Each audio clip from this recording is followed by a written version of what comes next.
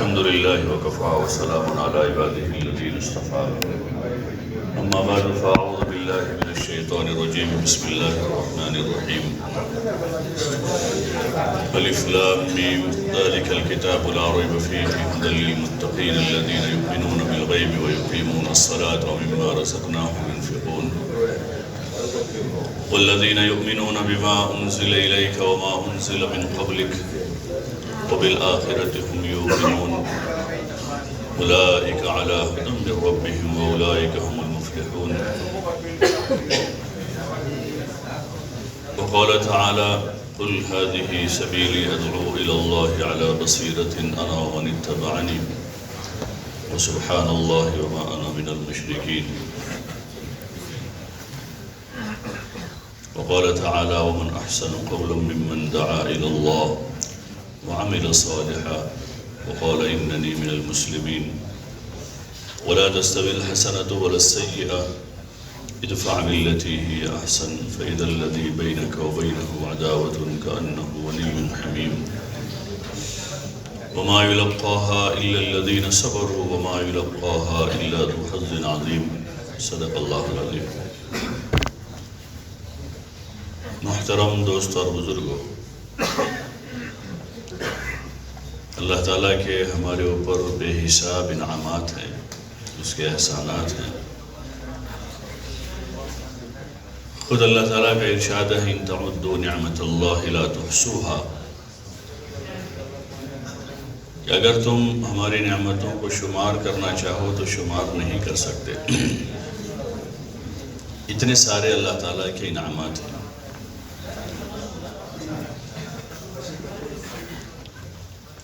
اور مزید روزانہ بے حساب انعامات جاری ہیں۔ ایک سانس ہماری جو باہر آ رہی ہے وہ ہزاروں نعمتوں کے ساتھ باہر آ رہی ہے، کہ جسم کے اعضاء صحیح سالم تندرست ہیں، وہاں اس کے ساتھ وہ سانس ایک باہر آ رہی ہے، اور ایک سانس اندر جا رہی ہے، وہ پتہ نہیں کتنی نعمتوں کے ساتھ جا رہی ہے۔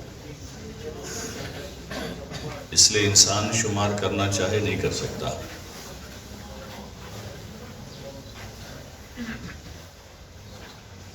لیکن اس طرف توجہ کم ہے، نعمتوں کی طرف۔ آگے اللہ پاک کا ارشاد ہے ان الانسان لظلوم کفار، انسان بڑا ظالم اور ناشکرا ہے۔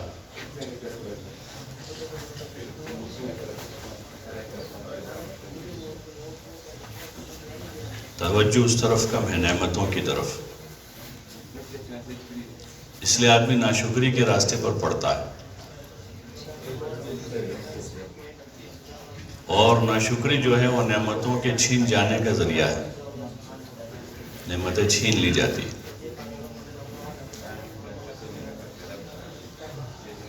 یا نعمت اپنی جگہ باقی ہوتی ہے لیکن اس کا نفع اٹھ جاتا ہے۔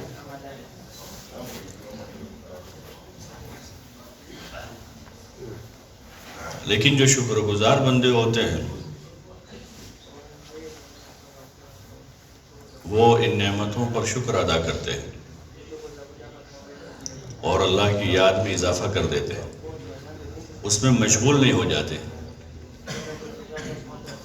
نعمتوں میں مشغول نہیں ہو جاتے، بلکہ اللہ کی یاد میں لگتے ہیں، قدم قدم پر اس کو یاد کرتے ہیں، وہ نعمتوں کو استعمال کرتے ہوئے، کھاتے ہوئے، پیتے ہوئے، پہنتے ہوئے، چلتے ہوئے،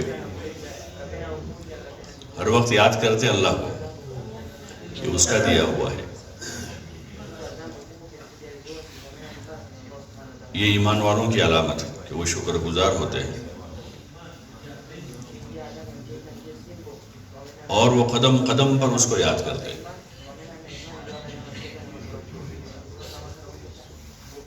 اور اس کو ہر وقت راضی رکھنے کی کوشش کرتے ہیں۔ حضور پاک صلی اللہ علیہ وسلم پر نعمتیں ہوئی کہ اللہ نے آپ کو ایک بہت بڑا مقام دیا، مقام نبوت، اور آپ کو امام الانبیاء بنایا، خاتم النبیین بنایا۔ آپ صلی اللہ علیہ وسلم نے اس پر شکر گزاری کا ثبوت دیا۔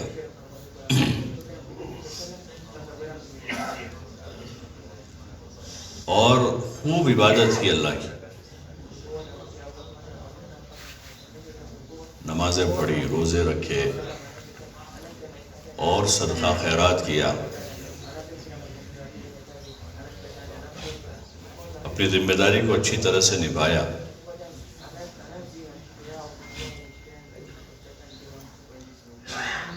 اور ایک موقع پر جب آپ صلی اللہ علیہ وسلم سے عرض کیا گیا کہ یا رسول اللہ اتنی مشقت کیوں اٹھاتے ہو کہ آپ کے پیروں پر ورم آ جاتا ہے؟ تو آپ صلی اللہ علیہ وسلم فرما رہے افلا اکون عبدا شکورا، کیا میں اللہ کا شکر گزار بندہ نہ بنوں؟ شکر کی کیفیت کے ساتھ تو اس نے جب نعمتیں کی میرے اوپر تو بندے کے ذمہ یہ ہے کہ وہ شکر گزار بنے، اور شکر گزاری کا کیا طریقہ ہے وہ بھی بتایا آپ نے کہ عبادت اطاعت میں اضافہ کریں، نہیں ہے کہ نعمتوں میں مشغول ہو جائے۔ شکر گزاری کا تقاضا نعمتوں میں مشغول ہو جانا نہیں ہے وہ چلو اللہ نے خوب مال دیا ہے تو اس سے خوب مال کا استعمال کریں گے اور عیش کریں گے، یہ تقاضا نہیں اس کا۔ اس کے لیے تو مصرف بتائے مال کے لیے دیا ہے تو اس کے یہ راستے ہیں خرچ کرنے کے، اس کو وہاں خرچ کر دو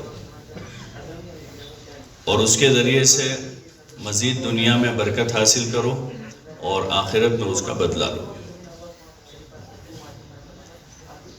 اس وقت لوگ یہ سمجھتے ہیں کہ اللہ نے دیا ہے تو کھاؤ پیو پہنو اوڑھو عیش کرو تاکہ شکر پایا جائے، ادا ہو جائے، تو اس میں تو آدمی ناشکری سے اوپر کی چیز پر نافرمانی پر اتر آتا ہے۔ مال دولت اور نعمتوں کے استعمال میں وہ تو نافرمان بن جاتا ہے، یہاں تک کہ شکر کی نماز تو کیا پڑھے، اس کی تو فرائض کے لالے ہو جاتے ہیں، اور شکر کے طور پر کوئی عبادت اطاعت میں کیا اضافہ کرے، وہ تو ذمہ داریاں بھی پوری نہیں کر پاتا ہے جو واجب کے درجے کی اس کے اوپر ہوتی، اور یہ ساری چیزیں اس لیے پیش آتی ہیں کہ دین کی سمجھ نہیں ہے۔ دین کی سمجھ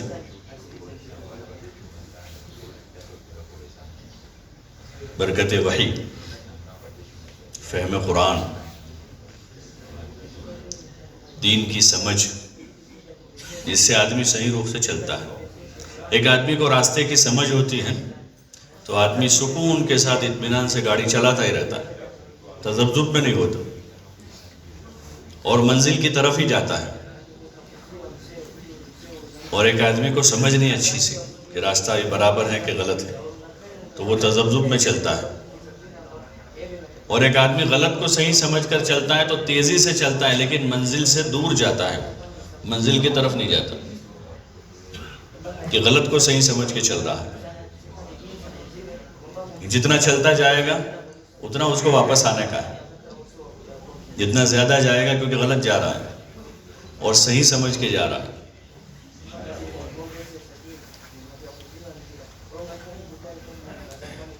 تو اتنا وہ غلطی کی طرف تیزی کے ساتھ دوڑتا ہے۔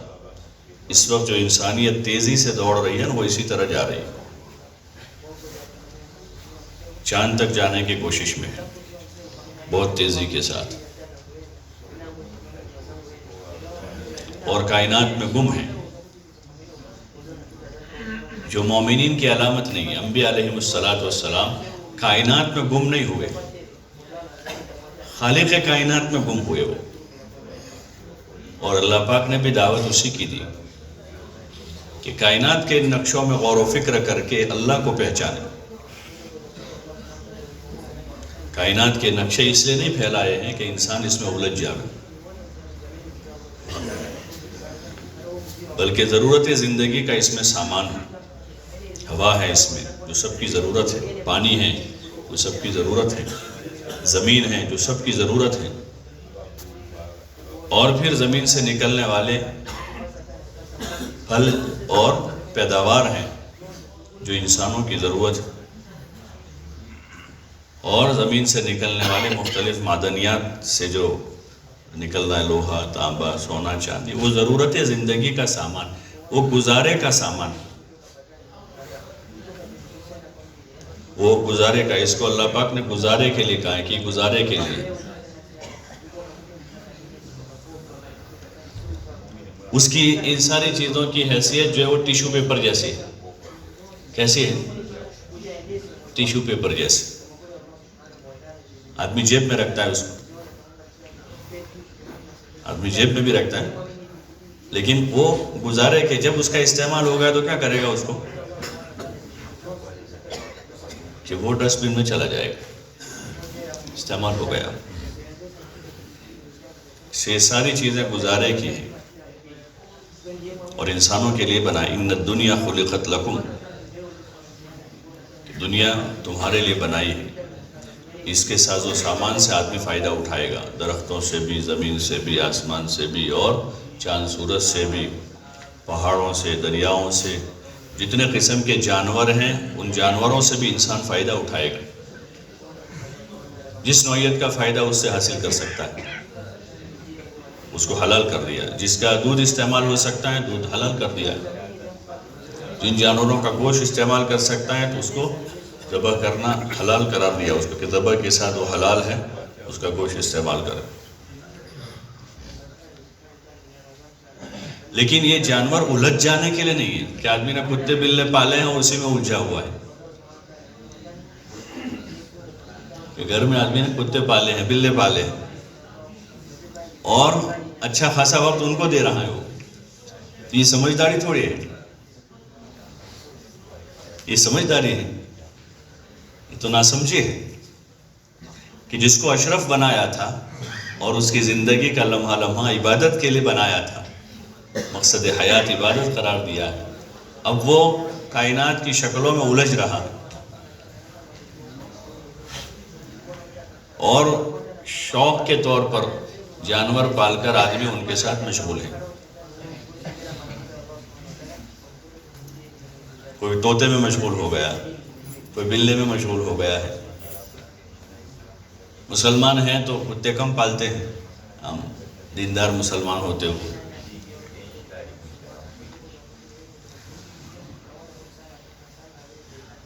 کیونکہ مقصد حیات کیا ہے، زندگی کا مقصد کیا ہے، اس کا ابھی تک جو ہے اچھی طرح سے مفہوم واضح نہیں کہ مقصد حیات کیا ہے. اللہ تعالیٰ نے ارشاد فرمایا وَمَا خَلَقْتُ الْجِنَّ وَالْإِنسَ إِلَّا لِيَعْبُدُونَ، کہ جنات و انسان کو صرف اور صرف عبادت کے واسطے پیدا کیا ہے. یہ زندگی کا سب سے بڑا مقصد ہے. حضور علیہ السلام کی زندگی عبادت اطاعت میں گزری.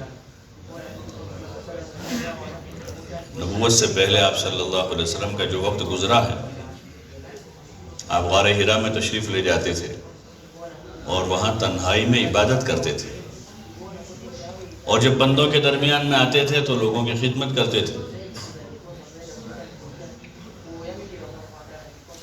بندوں کے ساتھ جو آپ کا معاملہ ہے اس میں خدمت اور اخلاق لوگوں کے ساتھ. اور وہ کن لوگوں کے ساتھ ہیں آپ کی خدمت اور آپ کے اخلاق؟ وہ مشرکین کے ساتھ. اہل مکہ ابھی مسلمان نہیں ہے، اپنے قدیم دین پر ہیں جس میں شرک ہیں، بت پرستی ہیں اور رذائل ہیں. ان لوگوں کے ساتھ خدمت اور اخلاق، اور اللہ کے ساتھ جو آپ کا معاملہ ہے اس میں اللہ کی عبادت ہے.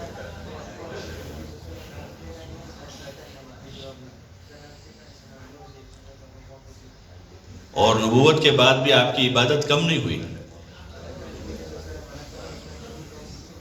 جہاں آپ کے اوپر ایک ذمہ داری اور بڑھ گئی،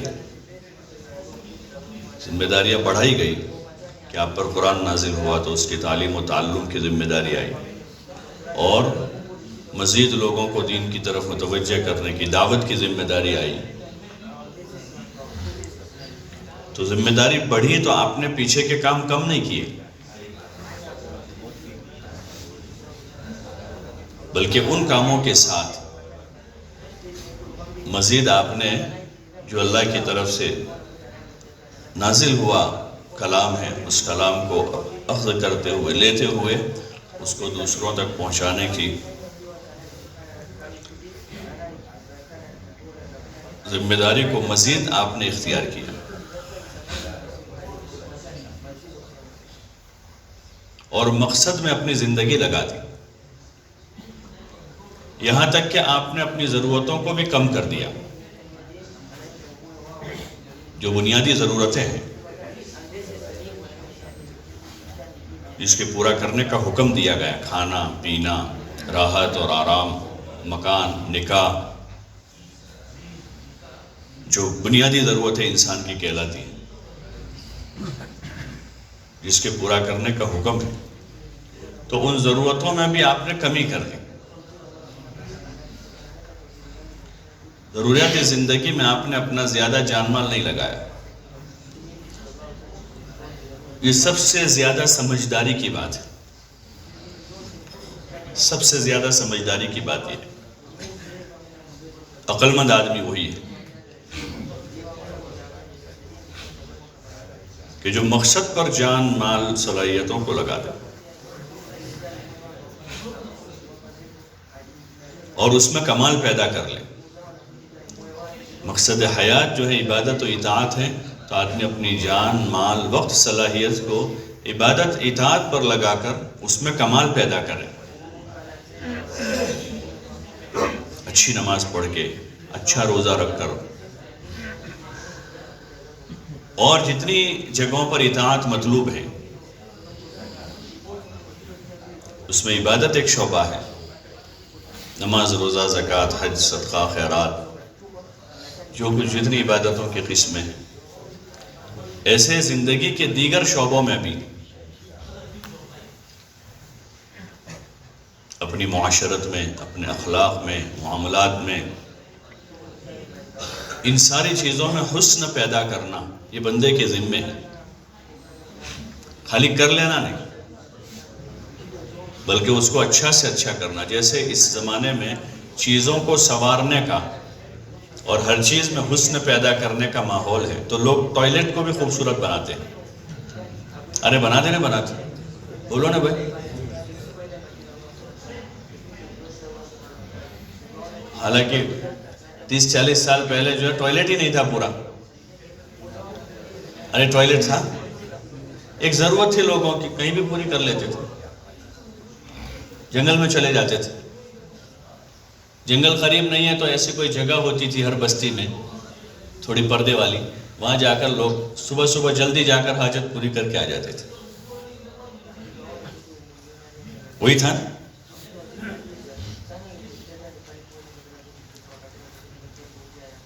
لیکن اب اس کا ایسا ماحول بنا، ٹھیک ہے ضرورت تھی اس کو بنا دیا، کوئی حرج نہیں ہے، غلط نہیں ہے کہ ٹوائلٹ بنا لیا، اچھا ہوا کہ بھائی ضرورت کا اچھا انتظام ہو گیا۔ لیکن اب ماحول یہ بنا کہ لوگ ٹوائلٹ بھی خوبصورت بناتے ہیں، جس کا پورا وجود ہی نہیں تھا، اس کو خوبصورت سے خوبصورت، اور اس میں تنافس ہے۔ اگر ایک آدمی نے ایسا بنایا تو دوسرا اس سے اچھا بنانے کی کوشش کرے، اور تیسرا بھائی بنائے گا تو اس سے اچھا بنائے گا۔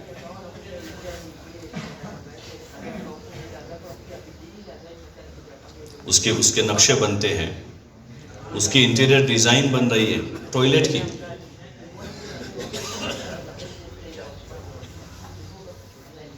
لیکن جن اعمال کے لیے انسان کو پیدا کیا گیا ہے، عبادت کے واسطے، نماز پڑھنے کے لیے، روزہ رکھنے کے لیے، اور حج کرنے کے لیے، زکوٰۃ دینے کے لیے، اور دیگر جو اعمال ہیں، تو ان اعمال کا ہم حال دیکھیں گے تو ان اعمال میں حسن پیدا کرنے والے کم ہیں، تو اس میں حسن پیدا کیا جائے۔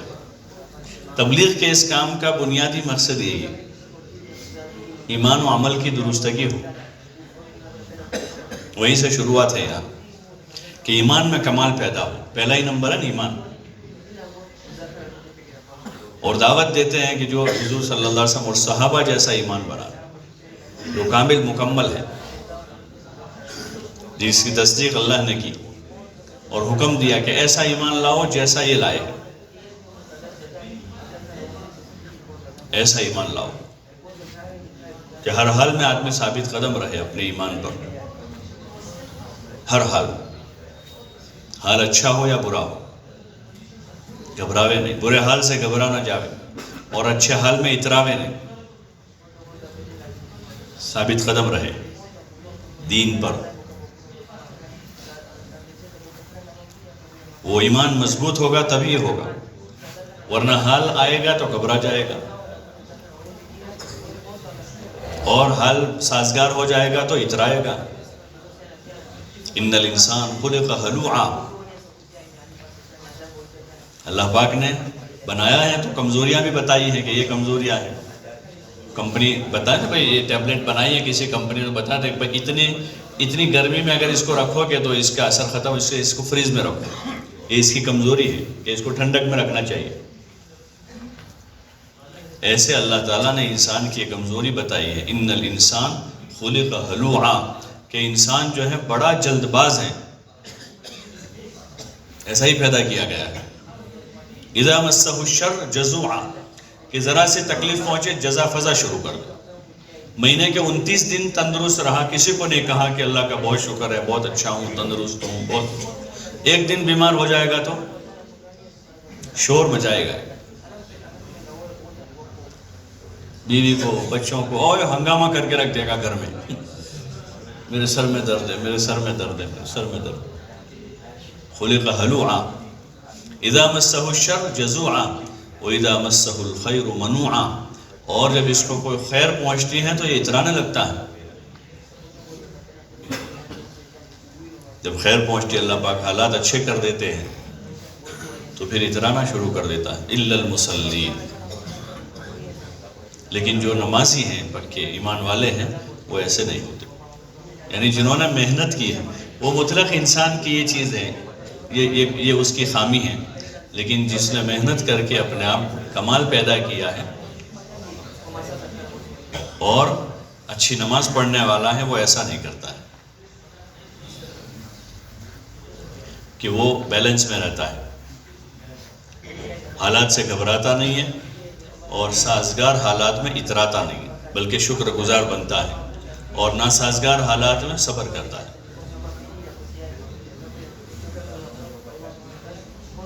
اس لیے تبلیغ میں پہلی ایمان پر محنت ہے کہ آدمی محنت کرتا رہے اور ہمیشہ محنت کر، مقصد پر نظر رہے کہ ہمارے کام کا مقصد کیا ہے، ورنہ مقصد سے اگر نظر ہٹ گئی ہے تو آدمی اپنے مقصد پر محنت نہیں کرے گا، دوسری چیزیں حاصل کرنے کے لیے آدمی کی محنت ہو جائے گی، اور جب محنت ہی مقصد کی نہیں ہے تو مقصد حاصل کیسے ہو؟ حصول مقصد کے لیے آدمی کی محنت ہی نہیں، کوئی اور چیز ہے مقصد۔ مقصد آدمی کی دنیا ہو گئی یا وجاہت ہو گئی، وجاہت مقصد ہو گئی، تو پھر آدمی کا مقصد کی طرف توجہ نہیں ہوگی، اور مقصد کی طرف توجہ نہیں تو وہ چیز حاصل بھی نہیں ہوگی۔ اس لیے کام کرتے کرتے ایمان کا کمال حاصل ہو، عبادت کا ذوق پیدا ہو، علم کا شوق پیدا ہو، اللہ کا دھیان پیدا ہو، مخلوق اس خدا کی ہمدردی، خیرخواہی اور خدمت کا جذبہ پیدا ہو، اللہ کے لیے عمل کرنے کا شوق پیدا ہو، اور جان و مال دن بدن اللہ کے نام پر لگانے کا جذبہ پیدا ہو، تو ہم اپنے کام میں صحیح رخ پر جا رہے ہیں۔ یہ نتیجہ ہے، کیونکہ ہماری محنت ان چیزوں پر ہے۔ محنت ایک آدمی نے اپنی زمین میں آم بوئے ہیں، سنترے بھی بوئے ہیں، اور دوسرے اس قسم کے پھل بوئے ہیں، 5-6 قسم کے، اور ہر سال 5-6 قسم کی پیداوار آتی ہیں، تو مقصد میں کامیاب ہے۔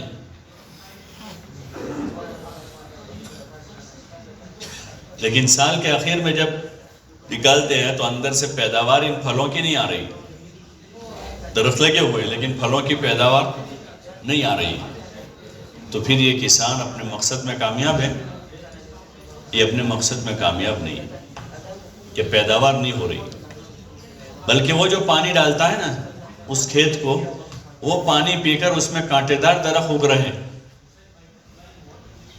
اپنے آپ اگ جاتے ہو، اس کو اگانے نہیں پڑتے۔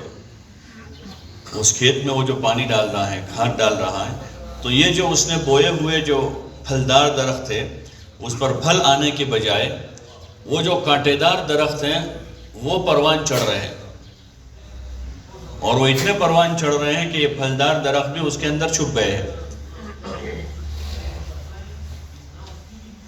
اور اس کا پانی بھی جا رہا ہے، کھاد بھی جا رہا ہے۔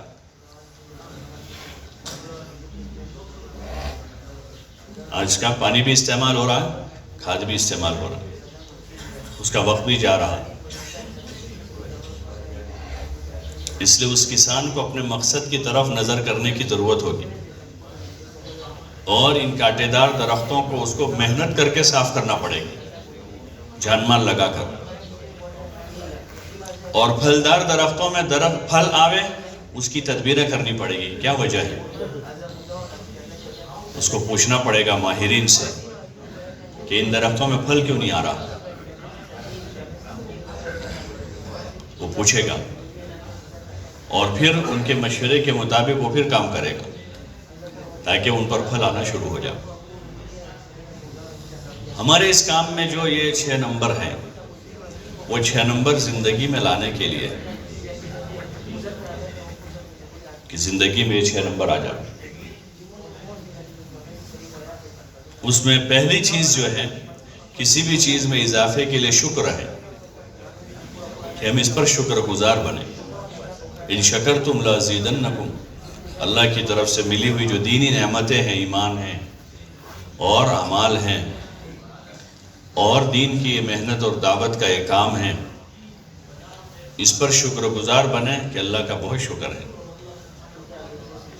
اللہ کا فضل ہے کہ اس نے ہمیں دین دیا ہے۔ پہلے ابتدائی دور میں جب لوگ دین کی محنت میں لگتے تھے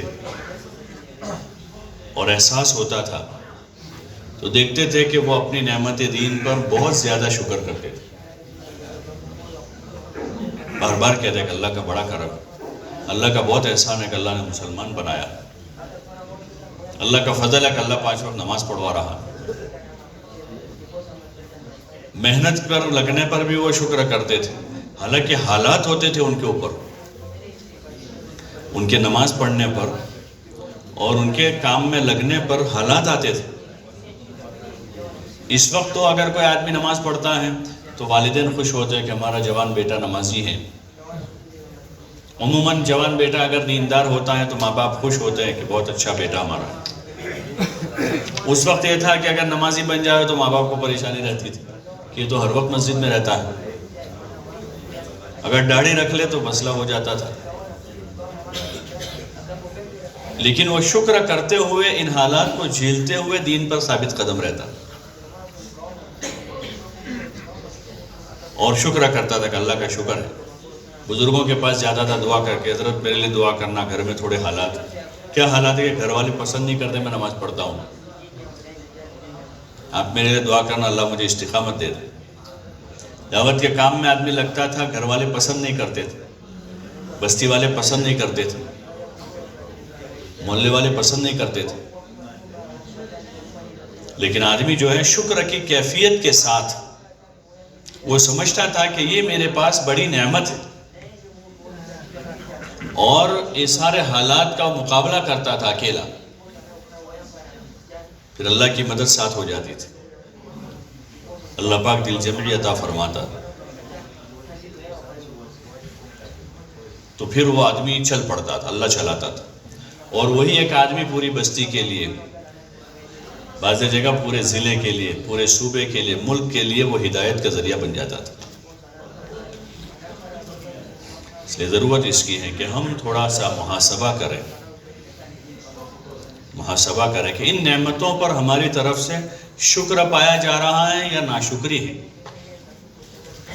اس لیے کہ ناشکری جو ہے وہ بہت بڑی مصیبت ہے۔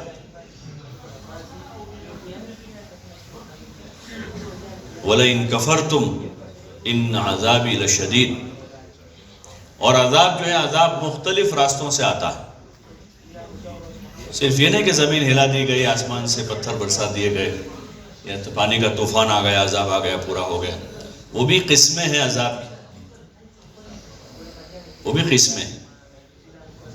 لیکن اعمال خیر سے محرومی سے بڑا عذاب کون سا ہوگا کہ اچھے کاموں سے محرومی ہو جائے؟ یہ تو بہت بڑی مصیبت ہے. اچھے کاموں سے آدمی کو محرومی ہو جائے، عبادت اطاعت سے محرومی ہو جائے، اتباع سنت سے محرومی ہو جائے، زندگی کے مختلف شعبوں میں دین داخل کرنے سے محرومی ہو جائے. یہ بہت بڑی مصیبت ہے. ہاں، یہ حقیقت میں مصیبت ہے. اسباب میں حالات پیدا ہونا تو ایمان والوں کے لیے امتحان ہے، مصیبت نہیں ہوتا. وہ اسباب میں حالات پیدا ہو رہے ہوتے، کاروبار میں 19-20 ہو گیا، بیماری سیماری ہو گئی، یا اور حالات ایسے ہوئے جیسے حضور صلی اللہ علیہ وسلم کے ساتھ پیش آئے، صحابہ کے ساتھ پیش آئے، کہ ان کی آزمائش ہوئی وہ، اور ان سے پہلے اچھے لوگوں کی اسی طرح آزمائشیں ہوئی. فَلَمَّا يَأْتِكُم مَّثَلُ الَّذِينَ خَلَوْا مِن قَبْلِكُم، اس کا تذکرہ کیا اللہ پاک نے کلام پاک.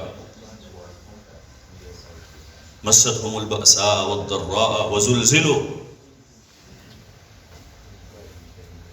کہ وہ تو آزمائشی حالات ہیں، لیکن دین سے محرومی ہو رہی ہے، عمل دین سے محرومی ہو رہی ہے، اللہ کے حکموں کو پورا کرنے کی توفیق نہیں ہو رہی ہے، حضور پاک صلی اللہ علیہ وسلم کے مبارک طریقے پر عمل کی توفیق چھینی جا رہی ہے. اس سے بڑا عذاب اور کوئی نہیں ہو سکتا. اس سے پناہ مانگی حضور صلی اللہ علیہ وسلم، اعمال خیر کی توفیق ہو جانے کے بعد اس کے سلب ہو جانے سے، اسلام کی نعمت مل کر اس سے پھر جانے سے، ایمان مل جانے کے بعد اس سے ہٹ جانے سے، ان چیزوں سے پناہ مانگی گئی حدیثوں میں. اس سے پناہ مانگی گئی کہ کوئی اعمال خیر کی آدمی کو توفیق تھی کہ 5 وقت آدمی تکبیر اولیٰ کے ساتھ پڑھتا تھا، اور تکبیر اولیٰ فوت ہونے لگی. فضائل اعمال میں بہت سی جگہوں پر ایسے واقعات ہیں، ایک بزرگ کو تہجد کی توفیق سلب ہو گئی، تو انہوں نے غور کرنا شروع کیا کہ کیا وجہ ہے. غور کرنا شروع کیا تو پتہ چلا انہی کو کہ کسی کو حقارت سے دیکھا تھا، توفیق سلب ہو گئی. کہ بہت بڑا وہ جرم ہے حقیر سمجھنا کسی مسلمان کو، کسی مسلمان کو حقیر سمجھنا، کہ بہت بڑا گناہ ہے. ہاں، ہوتے ہیں گورنمنٹ کے جوڈیشلی میں گناہوں کی فہرست ہوتی ہے کہ یہ گناہوں کی فہرست ہے، اور ان گناہوں پر یہ کلمیں ہیں، دفعات کہتے ہیں، کیا کہتے ہیں انگریزی میں؟ نہیں قلم ہے، تو وہ اس کا درجہ بتاتی ہے. جیسے یہ خون کرنے کی کوشش کی، مرڈر کرنے کی کوشش کی، تو یہ بڑا گناہ ہے. ایک آدمی نے شراب پیے ہیں، تو یہاں اس عرف میں بہت سی جگہ گناہ ہی نہیں ہے، کہیں گناہ ہے تو چھوٹا گناہ ہے، اسلام میں وہ بڑا گناہ ہے، کبیرہ ہے. ایسے کسی کو قتل کر دیا، بہت بڑا گناہ کیا اس نے. ہاں، تو اس کے لیے دفعات گناہوں کے دنیا کی حکومتوں میں ہیں، ایسے اللہ کے وہاں بھی ہیں. وہ کبیرہ گناہوں کی فہرست شمار کروائیے. کفر کرنا سب سے بڑا گناہ ہے، شرک کرنا گناہ ہے بڑا، نفاق بڑا گناہ ہے کہ اندر کچھ ہے باہر کچھ. ایسے لوگوں سے یہ تو اللہ سے متعلق ہے، نماز چھوڑ دینا اللہ سے متعلق ہے، بہت بڑا گناہ ہے. اکبر الکبائر کہا علماء نے اس کہ زمین پر کفر شرک کے بعد کا جو سب سے بڑا گناہ ہے وہ نماز چھوڑنے کا ہے، بہت بڑا گناہ ہے. ایسے لوگوں سے متعلق ہے، بندوں سے متعلق، کسی کو ایذا پہنچانا گناہ ہے، کسی کی غیبت کرنا بہت بڑا گناہ. اشد من الزنا، کہ غیبت جو ہے وہ زنا سے بھی بڑا گناہ ہے. اسی طرح کسی کو حقیر سمجھنا، کسی کو حق نہیں کہ کسی کو حقیر سمجھے، کسی کو بھی اس کا حق نہیں ہے. کسی بڑے سے بڑے کو بھی حق نہیں ہے کہ کسی چھوٹے سے چھوٹے کو بھی حقیر سمجھے، جس کی حیثیت اللہ نے بہت کم بنائی ہے. اس کو حق نہیں کہ اس چھوٹے سے چھوٹے کو بھی، بلکہ اس کو اللہ کا بندہ بندی ہونے کی نظر سے دیکھے کہ اللہ کا بندہ ہے، اس کا حق کسی کو نہیں۔ یہ ایسی چیز ہے کہ اس سے نعمتیں چھین جاتی ہیں، بعض ایسے گناہ ہو جاتے آدمی سے۔ اس لیے آدمی جتنا دین کو اچھی طرح سمجھتا ہے وہ ڈرتا ہے، بے خوف نہیں ہوتا۔ جو مال کی قیمت کو جتنا سمجھتا ہے نا، جتنا بڑا بیپاری ہے، اس کو اچھی تمیز ہوتی ہے مال کی قیمت کی، مالیت کی قیمت کی، کہ اب روزانہ کے حساب سے اپ ڈاؤن ہوتا ہے تو ہر وقت وہ چوکنا ہوتا ہے اپنی پراپرٹیز کے بارے میں، اپنے مال کے کہ کہاں بھاؤ اپ ہو رہا ہے، کہاں ڈاؤن ہو رہا ہے، کہاں بیچنا ہے، کہاں خریدنا ہے،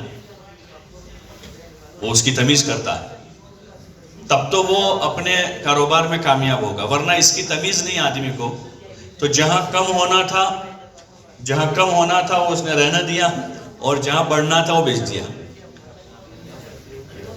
تو یہ گھاٹا پائے گا کہ نفع اٹھائے گا، کہ اس کو تمیز ہی نہیں ہے۔ ایسے دین کی سمجھ اتنی حاصل ہو جاوے علم کے راستے سے کہ ہم کو عمل کا بھاؤ پتہ چلتا رہے ہر وقت، کہ یہاں بھاؤ ریٹ بڑھ رہا ہے، یہاں ریٹ بڑھ رہا ہے، تو آدمی وہاں اس کام میں آدمی رغبت کرے گا، شوق سے جائے گا۔ اور جہاں معمولی خدشہ ہے، صغیرہ کا بھی، کبیرہ نہیں ہے، کہ چھوٹے گناہ کا خدشہ ہے، وہاں بھی آدمی جو ہے قدم روک لے گا، بھئی یہ مسئلہ ہے کہ ادھر نہیں جانا، یہاں 4 آنا لگانے سے بھی گناہ ہوگا، اور ادھر 1 کروڑ لگا دیں گے تو فائدہ ہے، تو وہاں لگائے گا۔ اس لیے دین کی سمجھ ضروری ہے، ورنہ جیسے تجارت کی سمجھ کے بغیر آدمی تجارت کرے گا تو وہ تجارت کر کے بھی گھاٹا کھائے گا، ایسے دین کی سمجھ کے بغیر آدمی دین پر ہے تو وہ آدمی دین کا کام کرتے ہوئے بھی گھاٹا اٹھائے گا۔ یہ کام تو آدمی دین کا کر رہا تھا، لیکن گھاٹا کھا گیا کہ اس کے ساتھ بہت ساری چیزوں کو خلط ملط کر دیا، اور مقصد کی طرف نظر نہ رہی، کہ مقصد یہ تھا کہ ہم ایمان میں کمال پیدا کریں، عبادت کا ذوق پیدا کر کے اس میں حسن پیدا کریں، اللہ تک پہنچا دے ہوئے ایسا علم حاصل کر لیں، اور ہر وقت اللہ کے دھیان کے ساتھ اس کی اطاعت والی زندگی گزارتے رہیں، اور مخلوق خدا کی ہمدردی اور خیرخواہی کا جذبہ دن بدن بڑھتے ہوئے لوگوں کے درمیان میں آدمی جو ہے عدل و انصاف کے ساتھ زندگی گزارے، اور اپنے عملوں کو خالص اللہ کے لیے بناتا ہوا اس کے اندر اخلاص پیدا کریں۔ یہ ہمارا مقصد ہے کہ اس رخ پر اس سمت جانا ہے، اور اسی کا محاسبہ ہمیں خود کرنا ہوگا۔ آدمی اپنے جسم کی امراض کا محاسبہ خود کرتا ہے، چوکنا رہتا ہے، بخار جیسا ذرا محسوس ہوتا ہے فوراً اظہار کرتا ہے کہ مجھے بخار ہے، شرم نہیں آتی اس کو ایسا کہنے میں کہ مجھے، حالانکہ کمزوری کی بات ہے کہ آدمی بیمار ہے، لیکن آدمی بار بار بولتا ہے جب تک اچھا نہیں ہوتا وہاں تک میں تو بخار میں ہوں، میں بخار میں ہوں، میرے لیے دعا کرنا۔ لوگوں سے مشورہ طلب کرا، بھئی کون سا ڈاکٹر اچھا ہے، مجھے بخار ہے، تو وہ محاسبہ خود کرتا ہے، اور خود ہی فکر کرتا ہے اپنا علاج کرنے کی، اور پھر اس علاج کے خاطر جان، مال، وقت، صلاحیت سب لگاتا ہے۔ اس کے لیے کوئی تشکیلی جماعت نہیں بنتی ہے کہ بھئی جاؤ محلے میں چل پھر کر آؤ، بلکہ آدمی خود کرتا ہے۔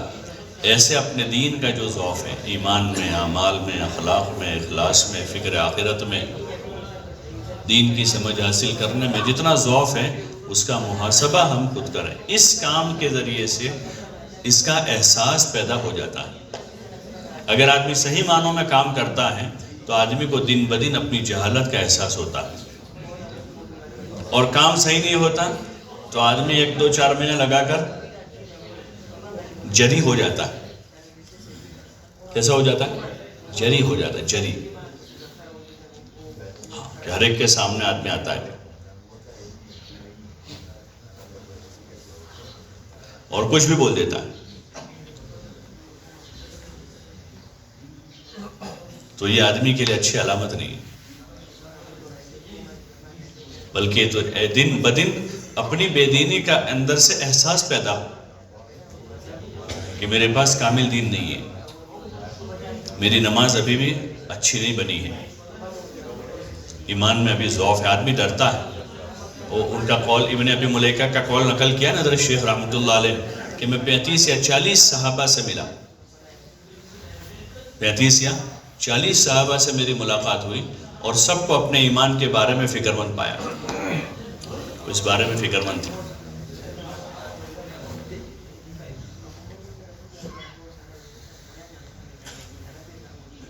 اور ڈر رہتا تھا ان کو نفاق کا، ہر وقت ڈر رہتا ہے۔ جن چیزوں میں زیادہ ملاوٹ ہوتی ہے نا، ان چیزوں کے خریدنے والے ہر وقت ڈرتے ڈرتے خریدتے ہیں، حالانکہ روزانہ وہ خریدتے ہیں لیکن پھر بھی چیک کرتے ہیں۔ جب مارکیٹ میں بات چل جاتی ہے کہ بھئی نوٹوں میں ڈپلیکیٹ نوٹ آ گئے تو سارے بینک والے بھی برابر چیک کرتے ہیں، مشین لگا دی اب تو کہ کئی غلط نوٹ اندر نہ آ جائے ہمارے پاس، ڈرتے ہیں لوگ۔ ایسے وہاں اس مارکیٹ میں جو ہے نا ایمان کی بات تھی تو ہر ایک ڈرتا تھا نفاق سے کہ کہیں میں منافق نہ ہو جاؤں۔ حضرت حنظلہ کا مشہور قصہ ہے، نافقہ حنظلہ کہتے ہوئے گھر سے نکل پڑے، حنظلہ منافق ہو گیا، حنظلہ منافق ہو گیا۔ بھئی کیا ہو گیا؟ ابوبکر رضی اللہ عنہ سے ملاقات ہوئی، کیا بولے جب حضور صلی اللہ علیہ وسلم کی مجلسوں میں ہوتے ہیں کیفیت کچھ اور ہوتی ہے، اور جب گھر جاتے ہیں تو کیفیت بدل جاتی ہے۔ تو حضرت ابوبکر رضی اللہ عنہ کہنے لگے حنظلہ یہ تو مجھے بھی پیش آتا ہے، آؤ حضور صلی اللہ علیہ وسلم کے پاس جا کر پوچھتے ہیں کیا۔ اور حضور صلی اللہ علیہ وسلم کے پاس جا کر اس کو پوچھا تو پھر آپ صلی اللہ علیہ وسلم نے طریقہ سمجھایا کہ یہ چیز ہے کہ بھئی یہ دنیا ہے، اس طرح ہوتا ہے، کیفیتیں بدلتی ہیں، اور اس وقت جو ہے اس وقت بڑی تیزی کے ساتھ کیفیتیں بدلتی ہیں۔ اس وقت جو حالات ہیں دنیا کے، جتنی سپیڈ میں دنیا جان گے 5G ہے، 5G کہتے ہیں 5G، تو 5G کی سپیڈ سے کیفیت بدلتی ہے۔ اور مزید حدیثوں میں آتا ہے کہ ایک زمانہ ایسا آئے گا، ایک زمانہ ایسا آئے گا کہ صبح کا مومن شام کو کافر ہوگا، اتنی تیزی سے کیفیت بدل جائے گی۔ بھئی پیچھے کے دور میں باپ دادا مسلمان تھے، پوتا مرتد ہو گیا ہے، دیکھیں ان کے باپ دادا مسلمان تھے اور حالات میں آئے لوگ اور ماحول میں متاثر کر دیا، پوتا مرتد ہو گیا، یعنی 100 سال کے بعد وہ مرتد ہوا۔ زمانہ ایسا آئے گا کہ صبح کا مومن شام کو کافر ہو جائے گا اور شام کا مومن صبح کافر ہو جائے گا۔ تو کیا چیزیں ہو کہ یہ جو اسباب ہیں وہ اسباب اپنی طرف لبھائیں گے، اسی وجہ سے آدمی دین چھوڑتا ہے۔ تو اس لیے ایسے وقت میں ایسے طاقتور ایمان کی ضرورت ہے جو ثابت قدم رکھے۔ ان الذین قالوا ربنا اللہ ثم استقاموا، کہ وہ ثابت قدم رہے اپنے دین پر، اپنے ایمان پر۔ اس لیے ہر ایک سے کہا جائے کہ روزانہ ایمان پر محنت کریں۔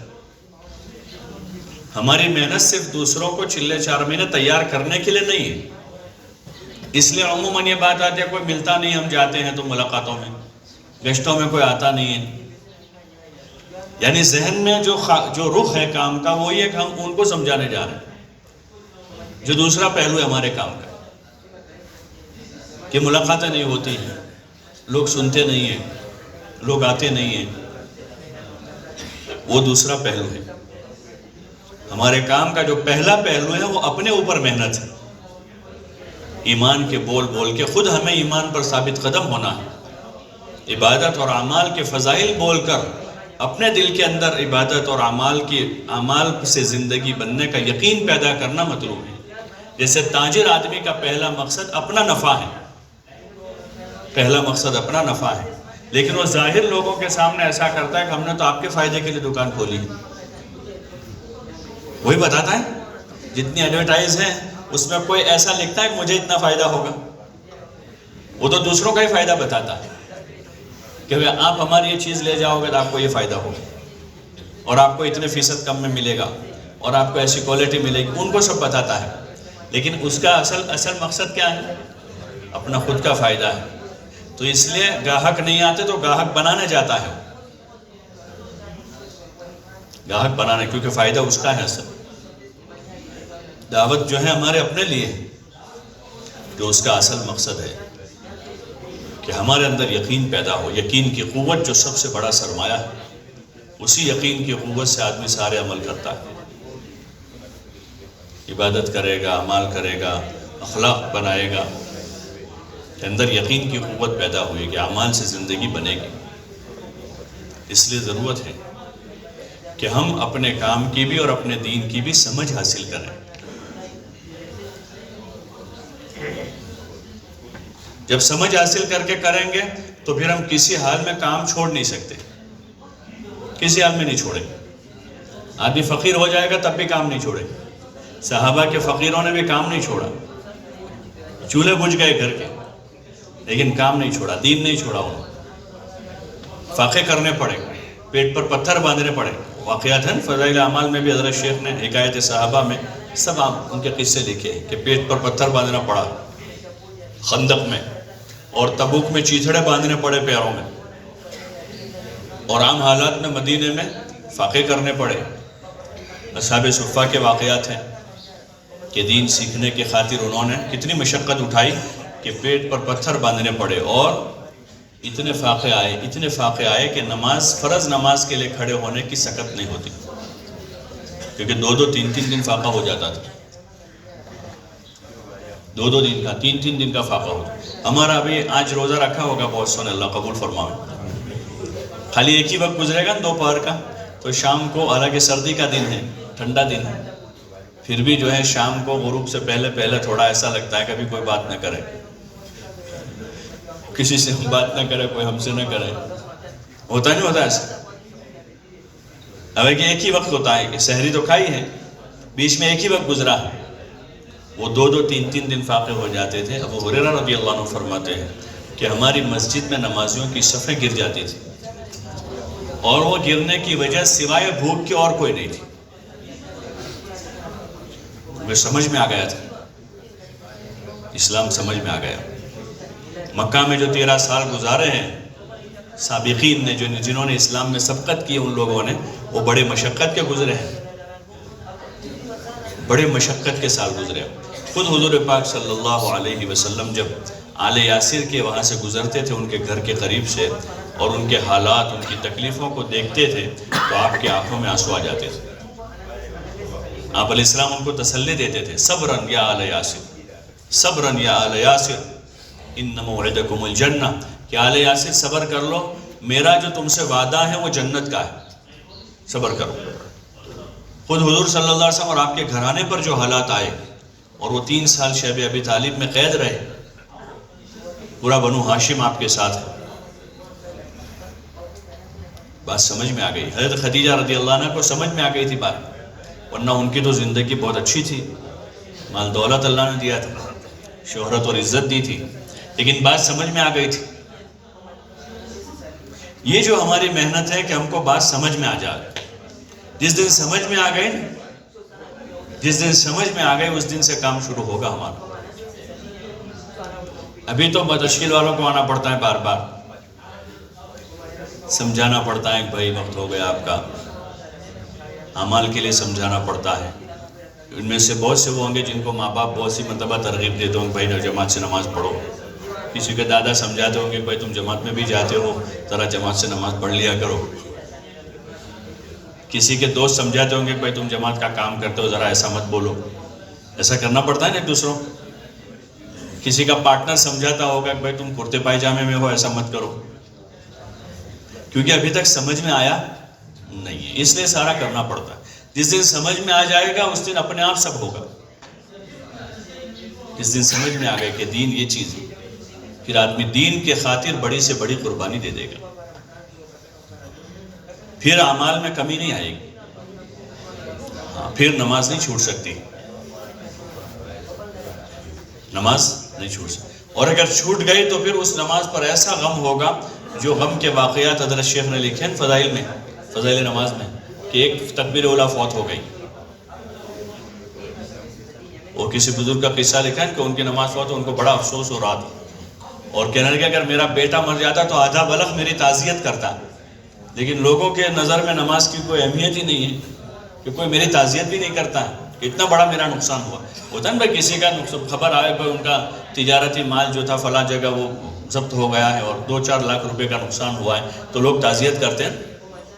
لوگ تعزیت کرتے ہیں کہ اللہ تم کو دوسرا دے گا، ہمت رکھو، گھبراؤ مت، کوئی ضرورت ہو تو ابھی ہم آپ کی مدد کر دیں. ارے تعزیت کرتے ہیں.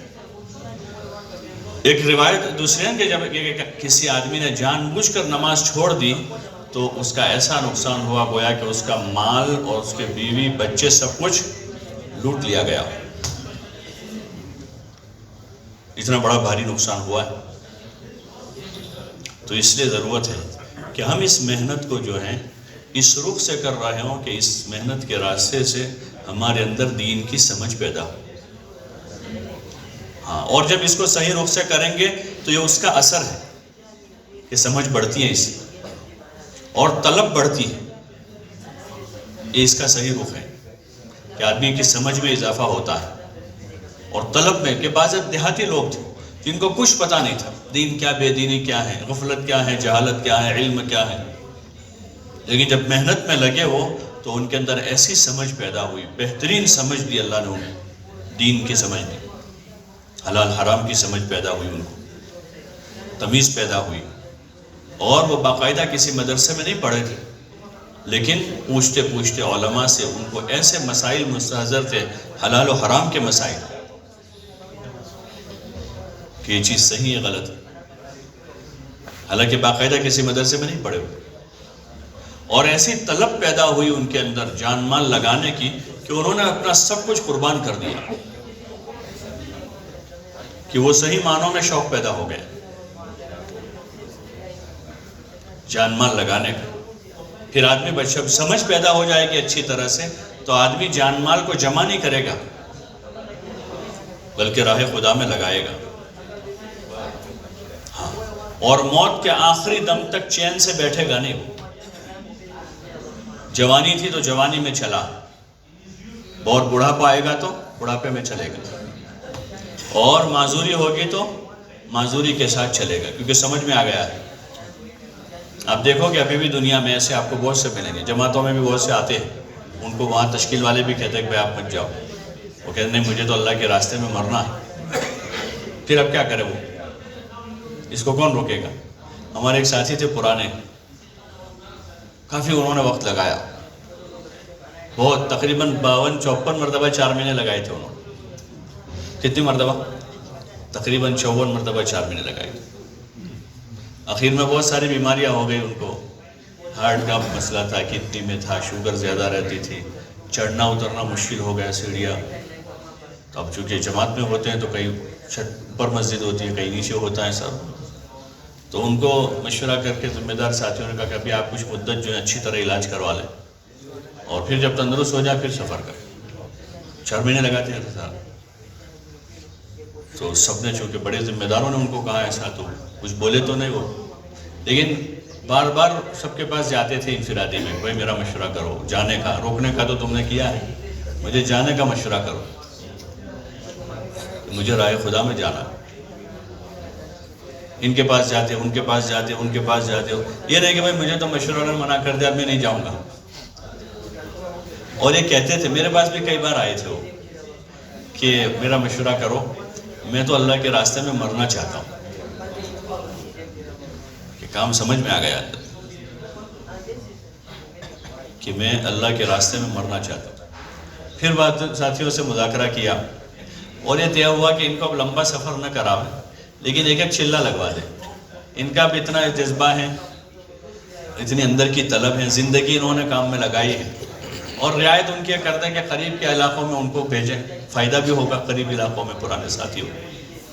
تو اس طرح پھر قریب یعنی 100-150 کلومیٹر کے علاقوں میں ان کا چلے کھیلے ترتیب، ایک چلہ لگایا انہوں نے. پھر 2-3 مہینے کے پھر بھیجو، پھر دوسرے چلے میں پھر بھائی، پھر 2-4 مہینے ہوئے پھر آئے کہ پھر اور ایک چلہ لگوا دو. تو تیسرے چلے میں گئے تھے قریب 100-125 کلومیٹر ایک جگہ پر، اور وہاں قریب 15-20 دن ہوئے. اچھا خاصا وقت لگا رہے تھے. اور ایک دن جو ہے تہجد پڑھی انہوں نے، شب جمعہ کی رات تہجد پڑھی، اور پھر ان کی عادت تھی جلدی اٹھ جاتے تھے اور پھر تھوڑا آرام کرتے تھے، تہجد کے بعد لیٹ جاتے تھے تھوڑی دیر، اور پھر فجر کے لیے وضو کرنے کے لیے بیٹھے تھے اور وہی انتقال ہو گیا. کہ جو اندر کا جو جذبہ تھا نا کہ اللہ کے راستے میں مریں گے، وہ اللہ نے پورا کر دیا۔ یہ کام کی خاصیت ہے، زندگی کے رخ کو صحیح کرتا ہے، طلب پیدا ہوتی ہے، دین کی سمجھ آدمی میں آتی ہے، اور جان مال لگانے کا جذبہ پیدا ہوتا ہے، اور اللہ کے بندوں سے ہمدردی اور خیرخواہی بڑھتی ہے۔ ہاں، خیرخواہی اور ہمدردی بڑھتی ہے۔ پھر آدمی کسی مسلمان سے متعلق کوئی بدگمانی کرے، غیبت کرے، اس کو حقیر، وہ تو بہت دور کی بات ہے، بہت دور کی بات ہے۔ کسی مسلمان کو ادنا سی تکلیف پہنچانا بھی آدمی گوارا نہیں کرے گا۔ ہر وقت معذرت خواہ ہوگا سب سے، گھر میں رہے گا تو بیوی بچوں سے معذرت خواہ ہوگا کہ معاف کرنا، میرے سے کوئی تکلیف نہ ہو جائے۔ ساتھیوں کے ساتھ آدمی ہوگا تو ہر وقت ان سے معذرت خواہ ہوگا، بھائی میرے کچھ بات سے آدمی۔ اس لیے آپ دیکھیں پہلے چلہ جب ختم ہوتا تھا نا تو ساتھی مل جل کر روتے تھے، اور رونا کس چیز کا ہوتا تھا؟ کہ بھائی مجھ سے کوئی تکلیف پہنچو، معاف کر دو۔ آدمی کیونکہ صحیح وقت گزار کے آتا تھا نا۔ یہ خاصیت ہے کہ صحیح جب وقت ہمارا گزرے گا تو خاصیت یہ ہے کہ دل میں نرمی آتی ہے، اور آدمی چھوٹوں سے معافی مانگتا ہے۔ بڑے تو بہت بڑے ہیں کہ آدمی ماں باپ ہیں اور بڑے رشتہ دار ہیں، ماموں، نانا، دادا، چچا، بڑا بھائی، بڑی بہن، وہ تو بہت بڑے ہیں۔ آدمی بچوں سے معافی مانگتا ہے پھر کہ بیٹا مجھ سے کوئی تکلیف پہنچی، معاف کرو۔ اور اپنے بڑے ذمہ دار تو بہت بڑے ہیں، وہ تو وہ صوبے کے، ملک کے ذمہ دار ہیں، حلقے کے ذمہ دار ہیں۔ آدمی اپنے چھوٹوں سے، جن کو اس نے تیار کیا، ان سے معافی مانگے کہ بھائی مجھ سے کوئی تکلیف پہنچو، معاف کرو۔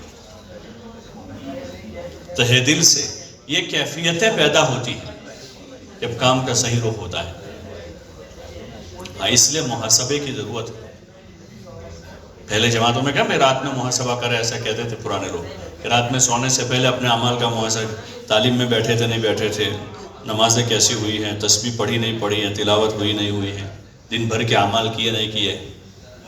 اور جو اعمال ایسے ہیں جو کر سکتے ہیں، جیسے تسبیح چھوٹی ہے تو اس کو نہیں پڑھی تو رات میں پڑھ کر سوئے، اور جو اعمال ایسے ہیں جو نہیں کر سکتے، اب جیسے گز چھوٹ گیا تھا، تعلیم چھوٹی تھی، تو ان عمل کے بارے میں آدمی اللہ سے توبہ، یا اللہ آج میری کوتاہی ہو گئی کہ میں تعلیم میں نہیں بیٹھ پایا ہوں، مجھے معاف کر دے۔ تو اس سے اگلے دن جو ہے آدمی میں سدھار پیدا ہو،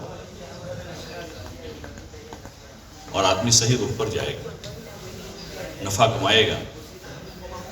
اور جب محنت کا رخ صحیح ہوگا تو دل کھینچیں گے اس طرف،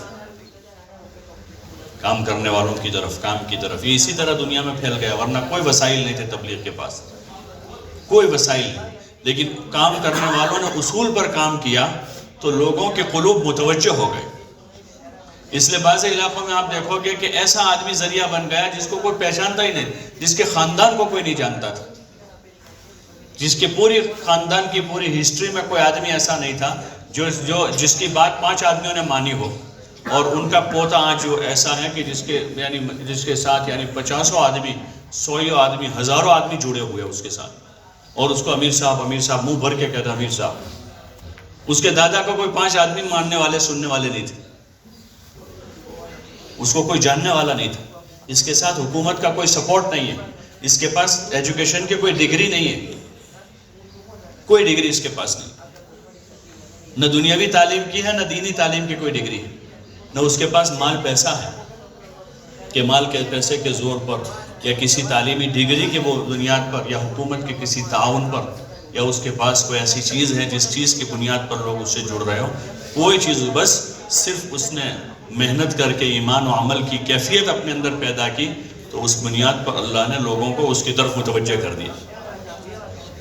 اب دیکھیں گے ملکوں میں جن لوگوں سے کام ہوا ہے، اللہ نے وہ جوہر ہم سب میں رکھے، وہ جوہر سب میں ہے، وہ ایمان و عمل کی طاقت ہے۔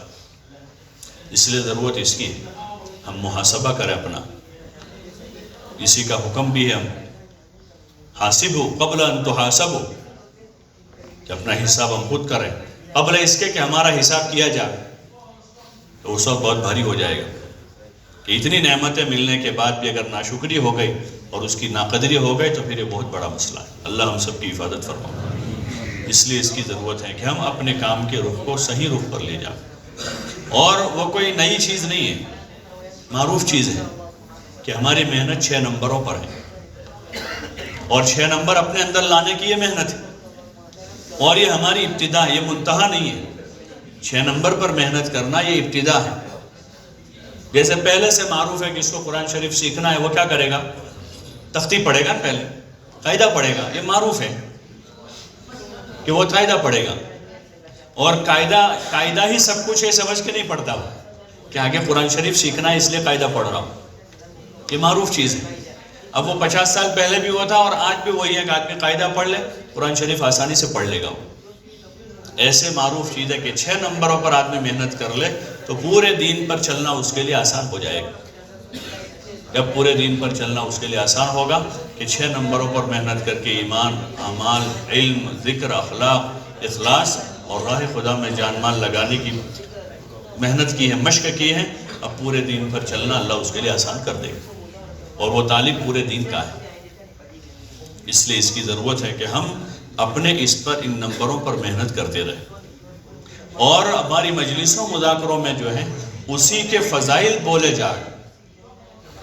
ہاں، تھوڑا سا اس پر توجہ کرنے کی ضرورت ہے کہ ہماری جو مجلسیں ہو رہی ہے، گش کے بعد کی مجلس ہے، یا ہفتہ واری اجتماعات میں، جوڑوں میں، مذاکروں میں، یا ہم جو محنت میں کے لیے جاتے ہیں 2-2 3-3 کی جماعتیں بنا کر لوگوں کے پاس، اس وقت ہم کیا بول رہے ہیں؟ اس وقت ہم کیا بول رہے ہیں؟ اگر ہم اچھی طرح غور کریں اس پہ،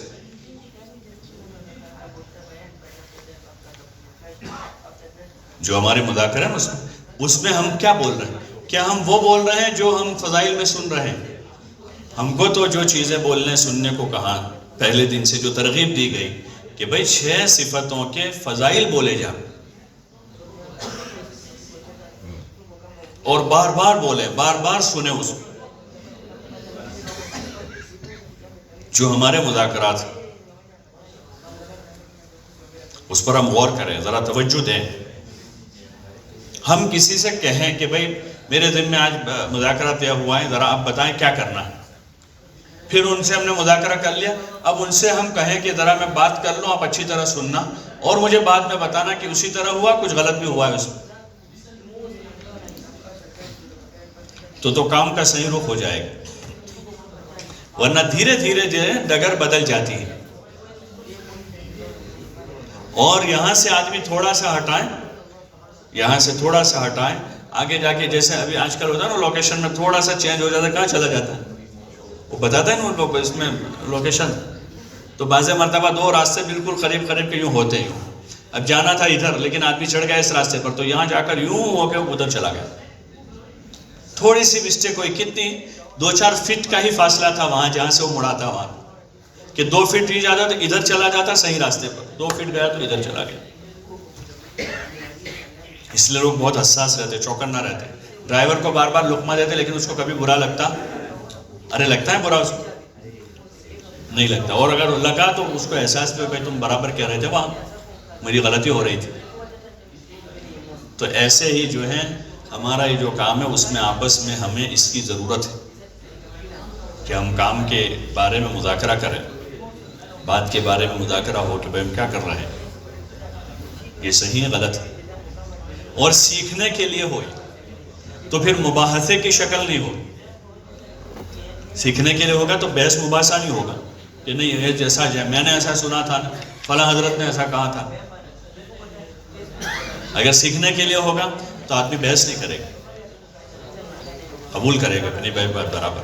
پھر بھی اگر سمجھ میں کہ دونوں مل کر کسی اور تیسرے زیادہ جاننے والے سے پوچھ لیں گے، اور ماننے کی نیت سے پوچھیں گے بھائی ہم کو ماننا ہے، منوانا نہیں ہے، کہ ماننا ہے، صحیح چیز کو قبول کرنا ہے۔ آدمی کے صحیح ہونے کی علامت یہ ہے کہ وہ صحیح چیز کو قبول کر لے۔ تکبر اسی کو کہتے ہیں کہ آدمی جو ہے صحیح چیز کو قبول نہ کرے، وہی تکبر ہے۔ تکبر اچھے کپڑے پہننے کا نام تکبر نہیں ہے۔ کبر کیا ہے؟ کہ آدمی حق کو قبول نہ کرے، یہ سب سے بڑا تکبر ہے۔ صحیح چیز کو آدمی قبول نہ کرے، کہ بڑائی آدمی کے اندر، میں کیوں قبول کروں۔ اس لیے ہم اپنے مذاکروں کا محاسبہ کریں گے، اور آپس میں اس کے تعلیم و تعلم کا رواج قائم کریں گے کہ بھئی گش میں کیا بات ہونی چاہیے، گش کے بعد ہم مذاکرہ کر رہے ہیں تو کیا بات، تبلیغ میں فلسفے نہیں ہیں، فضائل ہیں۔ ہر چیز کے منہ بھر کے فضائل ہی بولنے ہیں۔ جیسے تاجر آدمی فلسفے نہیں سمجھاتا، وہ فائدے بتاتا ہے۔ تاجر جو ہے نا سیدھی سے زبان میں آنے والے گاہک کا چہرہ پڑھ لیتا ہے کہ یہ کون سی زبان سمجھے گا، اور پھر اس کو فائدہ اس کی زبان میں بتائے گا کہ یہ فائدہ اس کا ہے، اور اتنا فائدہ بتا دے گا کہ سامنے والے آدمی کو ضرورت نہیں پھر بھی لے کے جاتا ہے۔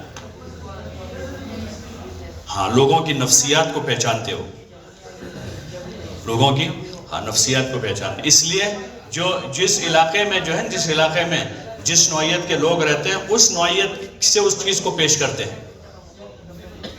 ان کو اس حساب سے فائدہ بتاتے ہیں۔ اس لیے فضائل کے راستے سے ہمارا کام، اور یہی چیز ہے۔ پہلے ہی دن سے جب کوئی آدھا گھنٹہ نہیں دیتا تھا تبلیغ میں، تب بھی فضائل تھے، اور وہی فضائل کے ذریعے سے لوگ 4-4 مہینے اور ملکوں کے سفر کر رہے ہیں۔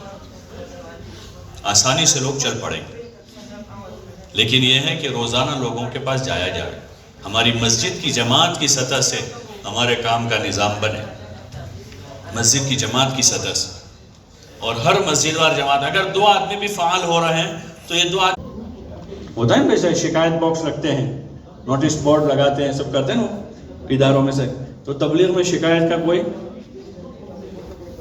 کوئی بورڈ ہی نہیں ہے یہاں کہ جہاں شکایت لکھی جائے۔ یہاں تو فضائل، اور شکایت کا موقع ہے تو کہاں شکایت کریں؟ رات کی تنہائیوں میں اللہ سے آدمی کہے کہ اللہ ہمارا یہ مسئلہ ہے، ہمارے ساتھیوں کو تو سمجھا دے۔ ساتھیوں کا دل تیرے ہاتھ میں، ساتھیوں کا دل کس کے ہاتھ میں؟ اللہ کے ہاتھ میں۔ اور جب وہاں سے وہ مسئلہ حل ہوگا تبھی حل ہوگا، تو اس لیے ہم کیوں خواہ پریشان ہوں؟ اور سب کی اصلاح کرنے کی ذمہ داری بھی اللہ نے ہمیں نہیں دی ہے، دی ہم کو ذمہ داری کہ ہم کو سب کی اصلاح کی ذمہ داری بھی نہیں دی کہ ہم سب کی اصلاح کریں۔ اصلاح تو اللہ کرتا ہے۔ کون کرتا ہے؟ ہم کو کام کرنے کو کہا کہ ہم کام کریں۔ مولانا یوسف صاحب رحمۃ اللہ علیہ فرماتے تھے کہ ہر صالح مصلح نہیں ہوتا۔ ہر صالح یعنی ایک آدمی خود تو بہت دیندار ہے، بہت نیک ہے، نماز پڑھتا ہے، روزے رکھتا ہے، ذکر کرتا ہے، دعا مانگتا ہے، صالح ہے، لیکن اس کے اندر اصلاح کی صلاحیت نہیں ہے۔ جیسے ہر تندرست ڈاکٹر ہوتا ہے، بستی میں 50 تندرست ہے لیکن سب ڈاکٹر ہوتے ہیں، کچھ لوگوں میں کوئی 1-2 ڈاکٹر ہوتے ہیں، 5-10 ڈاکٹر ہوتے ہیں جو علاج کرتے ہیں لوگوں کا۔ ہمارا تو کام ہے خود اپنی اصلاح کرنے کا اور دوسروں کے لیے خیر خواہی کرنے کا۔ اصلاح نفوسنا والنصیحۃ لاخواننا، کہ اپنی اصلاح اور اپنے بھائیوں کو نصیحت۔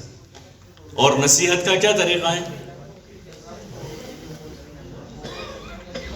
نصیحت کا کیا طریقہ؟ خیر خواہی کے ساتھ نصیحت ہے، جو مومن کی صفت ہے کہ مومن خیر خواہ ہوتا ہے، خیر خواہی کے ساتھ۔ جیسے آدمی اپنے بچوں کے لیے خیر خواہ ہوتا ہے، اپنی اولاد کے حق میں خیر خواہ ہوتا ہے، تو ان کے عیوب کو آدمی فاش نہیں کرتا، ان کے بلکہ پردہ ہی ڈالتا ہے۔ ایک آدمی آیا، بھائی تمہارا بچہ فلاں جگہ، نانا اپنا چھوکرو تو گھر جاتا ہوں انہیں جو آیا۔ پھر دوسرے کہ تمہارا چھوکرو نہ ہو، مارو چھوکرو ہے، میرا بیٹا نہیں ہو سکتا ہو۔ 10 آدمی اس کو پتہ ہیں لیکن پھر بھی مانے گا نہیں، کیونکہ بچے کا راز فاش ہو رہا ہے۔ ایسے ہر ایمان والا جو ہے نا، ہر ایمان والا، جیسے ہمارا اس لڑکے کے ساتھ اولاد کا تعلق ہے، ایسے ہر مومن کا اللہ کے ساتھ بندہ ہونے کا تعلق ہے، اور ہر ایمان والے کا حضور کے ساتھ امتی ہونے کا تعلق ہے۔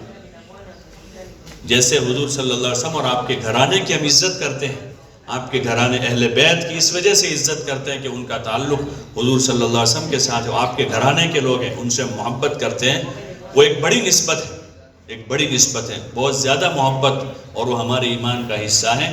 ایسے ہی ہر ایمان والے کا حضور صلی اللہ علیہ وسلم کے ساتھ امتی ہونے کا تعلق ہے۔ وہ تعلق بڑا ہے، اہل بیت ہونے کا بہت بڑا تعلق۔ ایک ادنا تعلق یہ بھی ہے امتی ہونے کا، تو ہم امتی ہونے کے تعلق سے ایک ایک کی عزت کریں گے، کسی کا راز فاش نہیں کریں گے، کسی کی غیبت نہیں کر سکتے، اور نصیحت میں ہم کسی کا ٹھٹھا نہیں کر سکتے. اس لیے خیر خواہی کے ساتھ کام ہے ہمارا، سب کے ساتھ، اپنوں کے ساتھ، پرایوں کے ساتھ، دوستوں کے ساتھ، دشمنوں کے ساتھ. جو محبت کرتے ہیں ان کے ساتھ بھی، جو محبت نہیں کرتے ان کے لیے بھی ہمارا دل میلا نہیں ہوگا. جو ہم سے محبت نہیں کرتے ان سے بھی دل میلا نہیں ہوگا. پھر چہ جائے کہ ہمارا دل ان سے میلا ہو جن کے ساتھ ہم کام کرتے ہیں. جو محبت نہیں کرتے ہیں، دور رہتے ہیں، بھاگتے ہیں، ان سے بھی ہمارا تو دل میلا نہیں ہوگا. تو پھر کیسے اس کی گنجائش ہو سکتی ہے کہ جن کے ساتھ ہم کام کرتے ہیں، جو ہمارے ساتھ مل کر کام کرتے ہیں، ان کے لیے دل میلا ہو جاتا سوائے نفسانیت کے اور کوئی چیز نہیں. اگر ایسا ہو اور کوئی چیز نہیں. اس لیے محاسبہ کی ضرورت ہے، دل کی صفائی کے ساتھ. اور کسی سے ہمیں کوئی شکایت نہیں، کسی سے ہمیں کوئی شکایت نہیں. حضور صلی اللہ علیہ وسلم نے اپنی شکایت کس سے کی؟ اشکو ضعف قوتی وقلت حیلتی وہوانی علی الناس یا ارحم الراحمین. اور اتنا سارا آپ نے تو اتنی مشقت اٹھائی، محنت کی، انہوں نے برا سلوک کیا، اور آپ کیا کہہ رہے کہ اللہ اگر تو مجھ سے ناراض ہے، اگر تو ناراض ہے تو میں جب تک تجھے راضی نہ کر لوں وہاں تک چین سے نہیں بیٹھوں، اور اگر تو مجھ سے راضی ہے تو پھر مجھے کوئی پرواہ نہیں. یہ اسوہ ہے ہمارے لیے، اس میں ہمارے لیے اسوہ ہے کہ سامنے والوں نے ایذا پہنچائی، تکلیف پہنچائی، اتنی خطرناک تکلیف پہنچائی، لیکن آپ صلی اللہ علیہ وسلم کہا کہ اللہ میں تجھ سے اپنی کمزوری کی شکایت کرتا ہوں، اپنے ہیلے کی کمی کی شکایت تجھے سے کرتا ہوں. تو یہ کام تو کہ آدمی دوڑ دھوپ کر کے، چل پھر کر، محنت کر کے، مشقت اٹھا کر، اب آدمی جو ہے بالکل ٹوٹا ہوا دل ہے، اللہ کے پاس آ کر روئے. رونے دھونے کا کام ہے کہ دن میں مخلوق کے سامنے خوشامد کریں، وہاں آدمی ہاتھ جوڑے، پیر پڑ جاوے. یہ اسلوب ہے تبلیغ کا. اسلوب ہوتا ہے جیسا میں نے عرض کیا تجارت کا اسلوب ہے، اسی اسلوب سے وہ چلتی ہے، اور ایک مزاج ہے اس کا. تبلیغ کا اسلوب کیا ہے کہ متواضعانہ انداز میں لوگوں کی خوشامد کرنا، اور پھر اللہ کے سامنے آ کر رونا، اور کسی کی کوئی شکایت کسی سے نہیں، کسی کی شکایت نہیں، کہ صرف اللہ ہی سے ہم شکایت کریں. تو پھر لوگ متوجہ ہوں گے،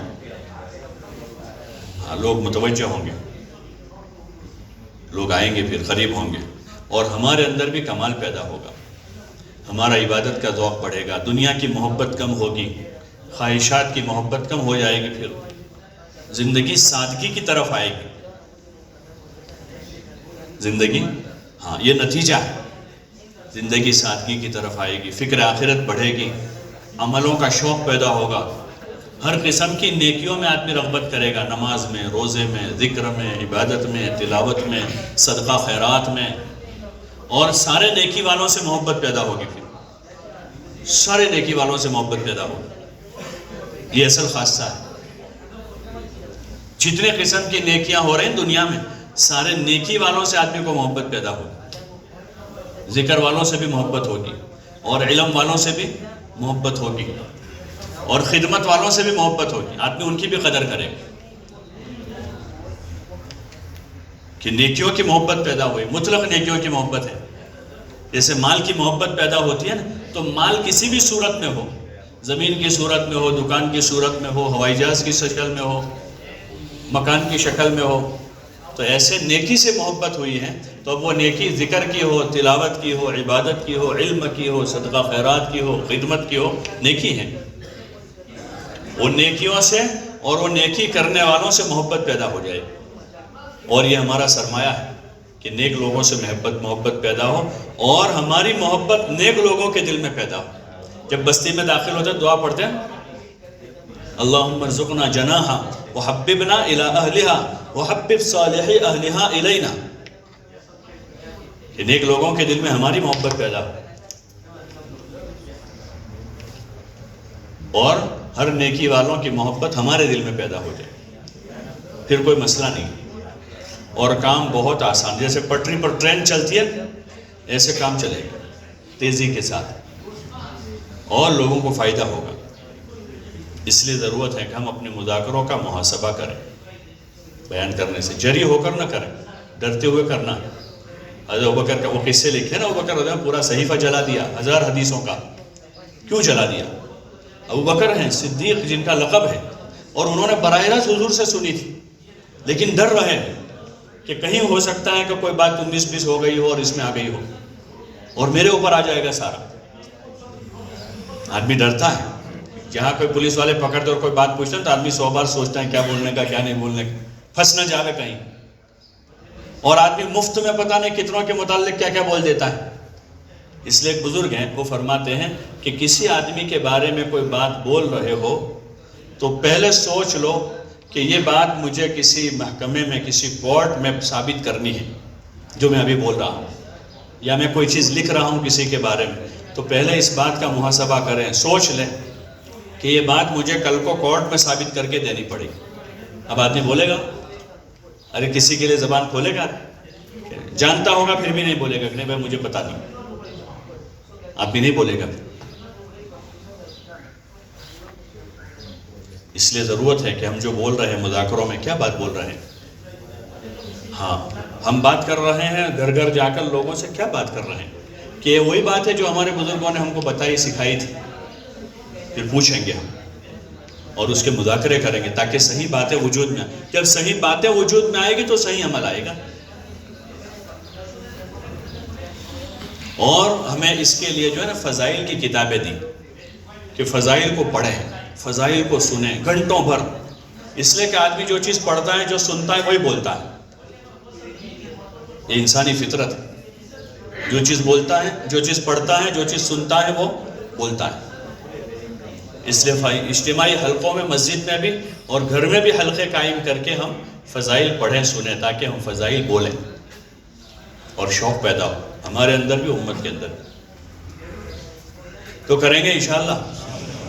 اور جو ہمارے یہ مختلف امور ہیں وہ صرف ڈائری کے حد تک نہ رہیں، وہ میدان عمل میں آئے. اور میدان عمل میں لانے کے لیے مسجد کی جماعتیں ہیں. مسجد کی جماعتیں میدان عمل میں لانے کے لیے وہاں ہمارے پاس آدمی، ان آدمیوں کے ذریعے سے ہر محلے میں کام ہوگا. تو ہماری عمومی جو گھر گھر کی محنت ہے وہ بنیادی چیز ہے. اس کے ساتھ مختلف موقعوں میں جو ہے ہم مختلف طبقات امت جو ہے ان پر محنت کا نظام بنا اور اس کی کارگزاریاں ہوں، اس کی کارگزاریاں ہوں.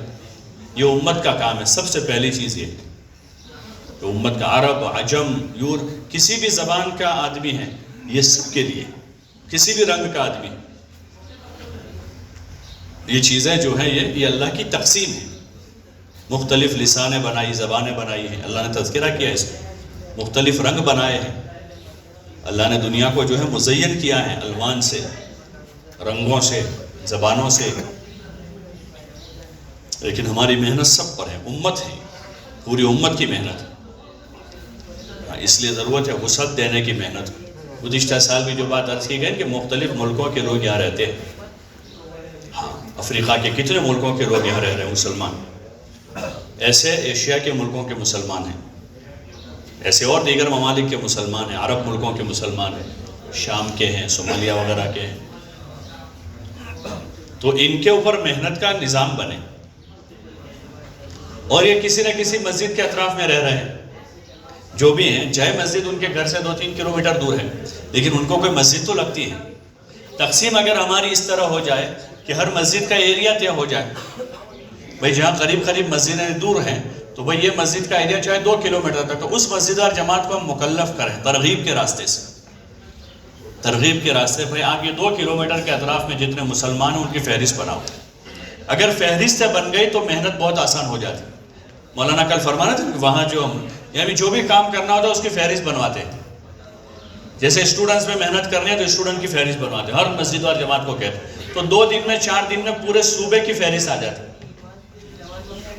پورے یعنی صوبے کی تقریباً 5000 مسجدیں ہیں. اب ایک ضلع ہے اس کی 200 مسجدیں، اس ضلع میں 10 حلقے ہیں تو ایک حلقے میں 15 مسجدیں ہیں اور ایک مسجد میں 15 آدمی کام کرنے والے ہیں، 10 آدمی کام کرنے والے ہیں. تو اپنے مسجد کے اطراف کے اسٹوڈنٹ 10ویں والے کتنے گیا ان کے ناموں کے ساتھ ان کے موبائل نمبر کے ساتھ وہ فہرست بنا لیتے، 11ویں میں اتنے ہیں، 12ویں میں اتنے ہیں، کالج میں اتنے ہیں، یونیورسٹی میں اتنے ہیں، میڈیکل میں اتنے ہیں، اور CA اتنے کر رہے ہیں، MBA اتنے کر رہے ہیں، MBBS اتنے پوری فہرست تفصیل کے ساتھ آتی، اور پھر ان پر محنت شروع ہوتی ہے تو وہ ان کو گھر گھر جا کر ان سے ملاقاتیں کرتے ہیں۔ اسی طرح اور کوئی طبقے پر کسی وقت کوئی جوڑ کرنا ہے تو ان کو کہتے ہیں بھائی آپ کے یہاں پورے ضلع میں رکشے والے کتنے ہیں؟ تو ہر مسجدار جماعت میں ہمارے یہاں 10 ہے، کوئی کہتا ہے ہمارے 20 ہے، کوئی کہتا ہے ہمارے 5 ہے، کوئی 3 ہے، تو پورے مل جل کر 1017 رکشے والے ہیں اس ضلع میں، یعنی 1017 پوری فگر آ گئے، راؤنڈ فگر نہیں۔ یعنی ایسا کل بہت سی چیزیں ایسی تھی جس میں یعنی دو بات نہیں ہونی چاہیے، لیکن وہ ہوتا ہے کہ 15-17، یہاں تک کہ خطے وار جماعت کا آیا مسئلہ کہ 8-9، خطے وار جماعت اجتماع میں کتنے ہو گیا؟ 8 یا 9، یعنی 8 یا 9 بہت بڑا فرق ہے۔ 8 تو 8 اور 9 تو 9۔ آپ دیکھیں امیگریشن میں اس میں ذرا ایک نمبر بدل جاتا ہے تو مسئلہ کھڑا کر دیتے ہیں نا، وہ 0 کی جگہ 9 آ گیا ہے یا 9 کی جگہ 0 آ گیا تو پورا مسئلہ اٹک جاتا ہے۔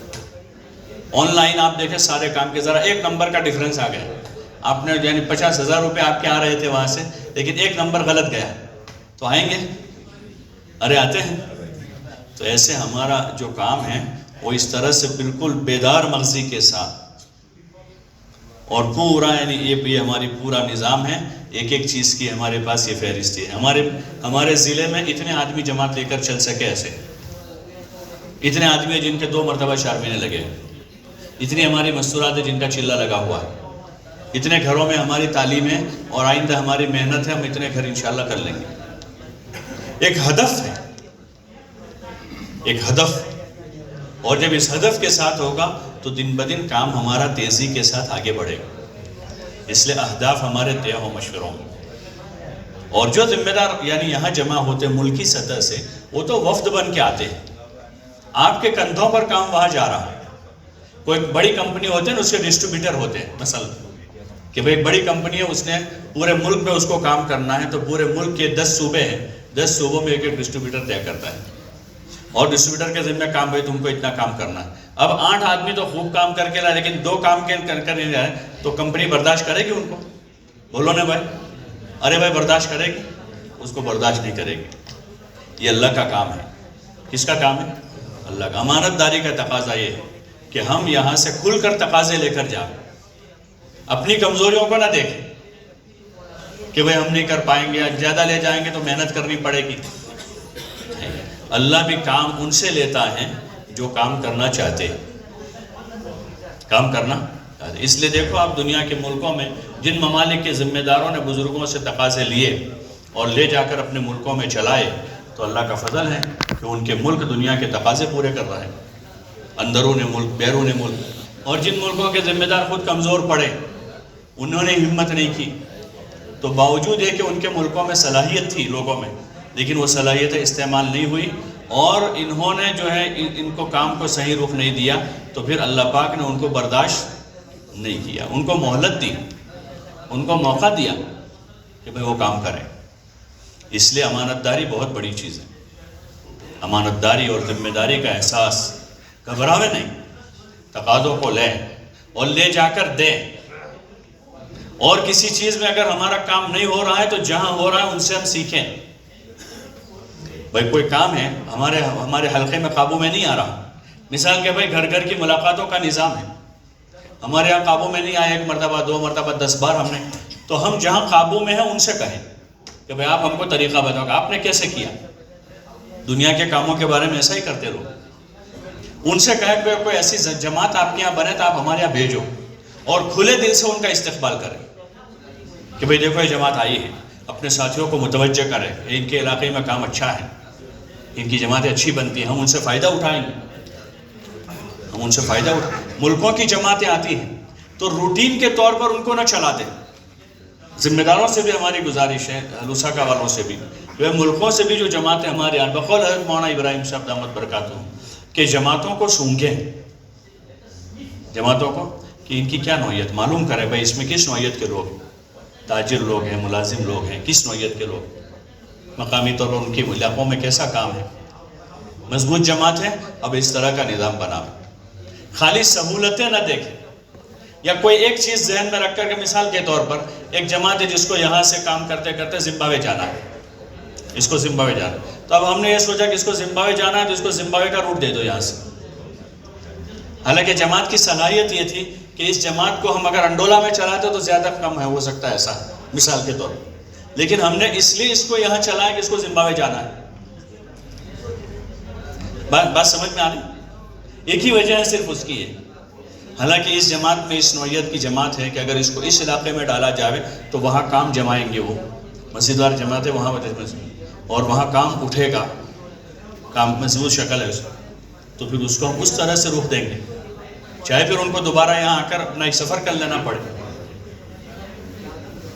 تو اس لیے گزارش ہے، اور علاقوں میں جو جماعتیں جا رہی ہیں تو یہ نہ ہو کہ ہم ان کو صرف 2 وقت کی دعوت کا نظام کر لیا، کھلا دیا پلا دیا، یہ تو ہمارا اخلاقی فریضہ ہے۔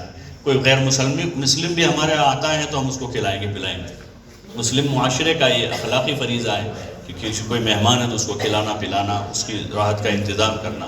باقی نصرت یہ ہے کہ ان جماعتوں کے ساتھ ہم خود رہیں، ذمہ دار حضرات قربانی دیں، جب ذمہ دار دیں گے تو پھر نیچے کی سطح کے ساتھی بھی آئیں گے، پھر ان کی بھی ترتیبیں بنا، یہ نہیں کہ بھائی 4 مہینے تو 4 مہینے آپ ہی رہیں گے ساتھ میں، بلکہ ہم آدمی تیار کریں۔ ابتدا میں آپ مثلا 3-4 دن ساتھ میں رہے، اور رہتے رہتے آپ نے جماعت کو سمجھایا، مقامی اور ساتھیوں کو متوجہ کیا، پھر نصرت کا نظام بنایا کہ ان کے ساتھ ہر وقت 2 ساتھی رہے، 10 دن کے لیے، 15 دن کے لیے، 4 دن کے لیے، 2 دن کے لیے نصرت میں ان کے ساتھ لگاوے، تاکہ زبان کا جو مسئلہ ہے کہ مقامی لوگوں میں کام کرنے کے لیے جماعت کو ترجمانی کی ضرورت پڑتی ہے، تو مقامی لوگوں میں اچھا کام ہو جائے، مقامی حالات سے واقف ہیں۔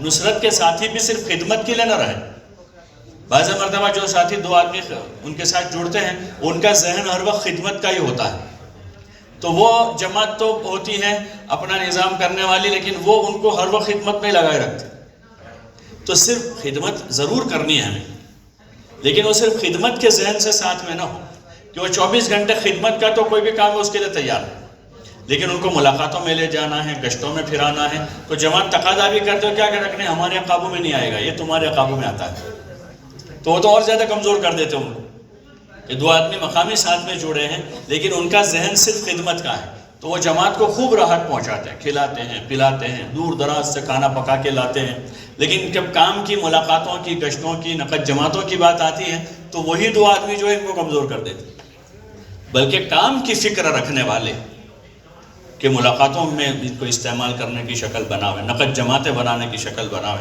پرانے ذمہ داروں سے ملاقاتیں کرنے کی شکل بناوے، خواص اور خصوصی ملاقاتوں کا نظام، کہ دیکھو امیر صاحب اس مسجد میں جو ہے نا 4 آدمی خواص قسم کے ہیں، ان کی ملاقات کا نظام کرنے کا ہے کل، اگلے دن کے یہ تقاضے ہیں، یہاں ہمارے 4 پرانے ساتھی ہیں جو بیمار ہیں، معذور ہو گئے، ان سے ملاقات کرنی، فلاں جگہ ایک دکان ہے جو ہمارے ایک پرانے ساتھی مرحوم ہو چکے، ان کے 2 بچے وہاں ہوتے ہیں، ان سے جا کر ملنا ہے، ہمارے اس علاقے میں فلاں جگہ ایک مدرسہ ہے، وہاں خصوصی ملاقات کے لیے مدرسے کے علماء کے پاس جانا ہے، وہ تقاضے ان کو دے اور استعمال کی شکلیں بنا، کیونکہ مقام پر ہیں، یہ یہاں کے اونچ نیچ سے واقف ہیں، اس لیے اس کا نظام کرے، اور جتنا دیکھو یہ راستہ ایسا ہے کہ جتنا لگائیں گے اتنا اضافہ ہوگا، اس سے نہ گھبرائیں کہ ہمارے پاس عملہ نہیں ہے، ہمارے پاس ساتھی نہیں ہے، ہم پیچھے 40 سال پیچھے جاویں، 40 سال پیچھے جا کر ہم جب دیکھیں گے کہ جو کام کرنے والے تھے وہ اکیلے تھے، جب جماعت آتی تھی وہ 40 دن فارغ ہو جاتے تھے بیچارے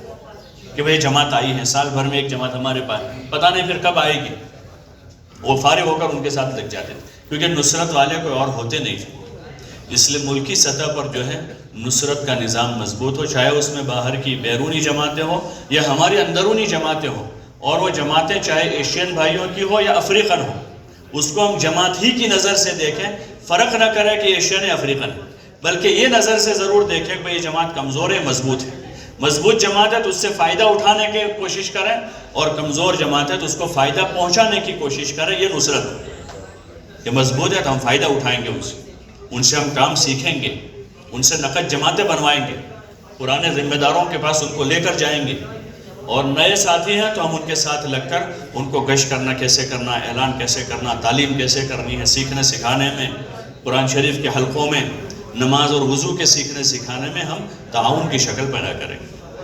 تو اس لیے آپ حضرات سے ایک درخواست یہ تھی کہ نصرت کا نظام مضبوط کریں.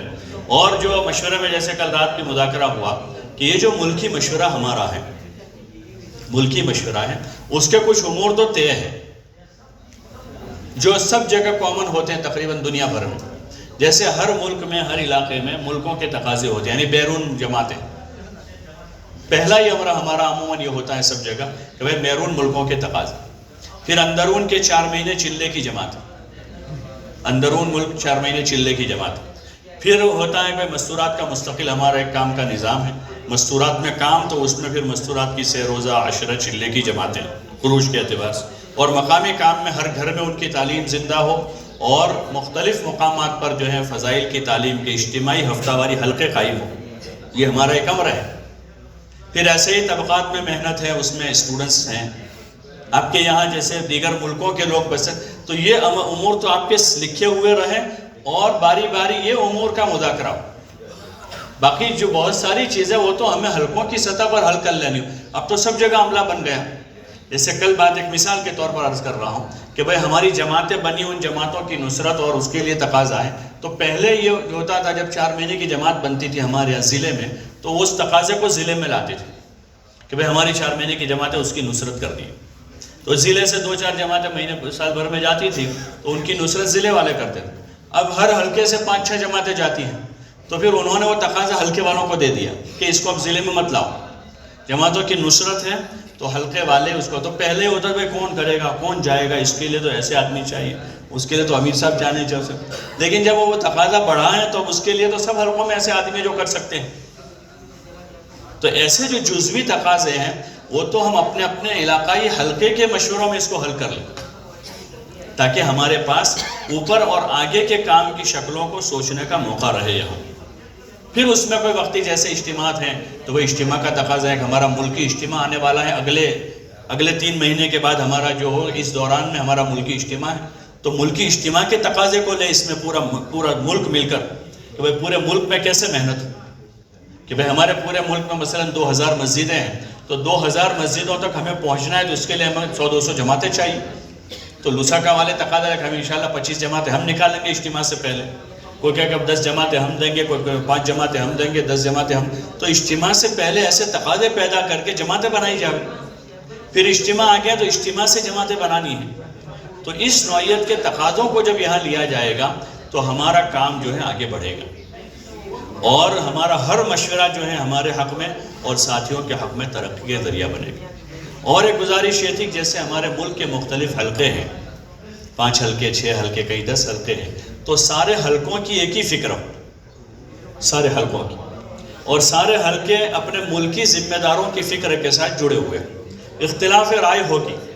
اختلاف رائے کب نہیں ہوگی؟ چاہے یا تو سب کے سب بے وقوف ہو کہ کوئی اختلاف ہی نہیں ان کو، تو سب بے وقوف ہیں کہ کوئی کسی کو جو آگے جو چلا رہا ہے، جہاں لے جا رہا ہے وہی جائیں گے، کہ کسی کو کوئی اختلاف ہی نہیں. باقی جہاں عقل مند بیٹھیں گے ان کو اختلاف رائے ضرور ہوگی. تو ہم آپس میں مشورے کے موقع پر جو اختلاف رائے کا اس کو پیش کر دیں، اور اس میں بھی جو ہے انداز ہمارا ایسا ہو کہ جو متوازیانہ ہو کہ امیر صاحب اگر اس طرح کر لے تو یہ زیادہ مناسب ہوگا، میری رائے اس طرح سے، اس میں اصرار نہ ہو. یہ ہماری رائے. پھر وہ رائے کے بعد دوسری رائے، تیسری رائے، چوتھی رائے، 5ویں رائے، ساری رائےوں کے بعد کوئی ایک بات طے ہو گئی تو اب ہم سب اس پر پورا ملک متفق کہ بھئی ہمیں اس طرح اجتماع کرنا ہے، اور ہمیں اس طرح محنت کرنی ہے، اور ہمیں اس طرح ترتیب بنانی ہے کہ جو کیا ہے پورا ملک اتفاق رائے کے ساتھ کرے. اس کے لیے ہمارے ملکی مشورے ہوتے ہیں. تو اس لیے آپ حضرات سے گزارش ہے، درخواست ہے کہ سارے ساتھی اس کی کوشش کریں کہ ہم سب ایک فکر بنیں کام کے حق میں، کیونکہ ہمارا اس میں ذاتی کوئی فائدہ تو ہے نہیں. ہاں اللہ سے اجر ضرور لینا اس کا، لیکن ہمارا ذاتی کوئی منفعت نہیں، اللہ کا کام ہے. اس لیے جتنا ہو سکے پورے اتفاق کے ساتھ، اتحاد کے ساتھ. کوئی رائے ہمارے یہاں تو مشورے میں بولے، مشورے میں آدمی بولتا ہے، اپنی رائے دے دیتا ہے، یہ اصل چیز ہے. باقی آدمی نے جب طے ہو رہا تھا اس وقت رائے نہیں دی، اور جب طے ہو گیا باہر نکل کر آدمی کہہ رہا کہ نہیں ایسا کرنا چاہیے تھا، تو یہ بات مناسب نہیں، یہ صحیح نہیں. اس لیے جس وقت مشورہ ہے اس وقت اپنی رائے پیش کریں، اور اس وقت پھر رائے ہماری پیش کرنے کے بعد جو بات طے ہو گئی اس پر جمع ہو جائے، اس پر ہم مجتمع ہو جائیں گے تو انشاءاللہ کام میں خیر نکلے گی، ہماری تربیت ہوگی، اور انشاءاللہ دنیا میں ہم خیر اور ہدایت کے پھیلنے کا ذریعہ بنیں گے. کریں گے انشاءاللہ. اللہ پاک توفیق عطا فرمائے. اب اگلی مجلس جو ہے 10 بجے سے اور اس میں انشاءاللہ پورا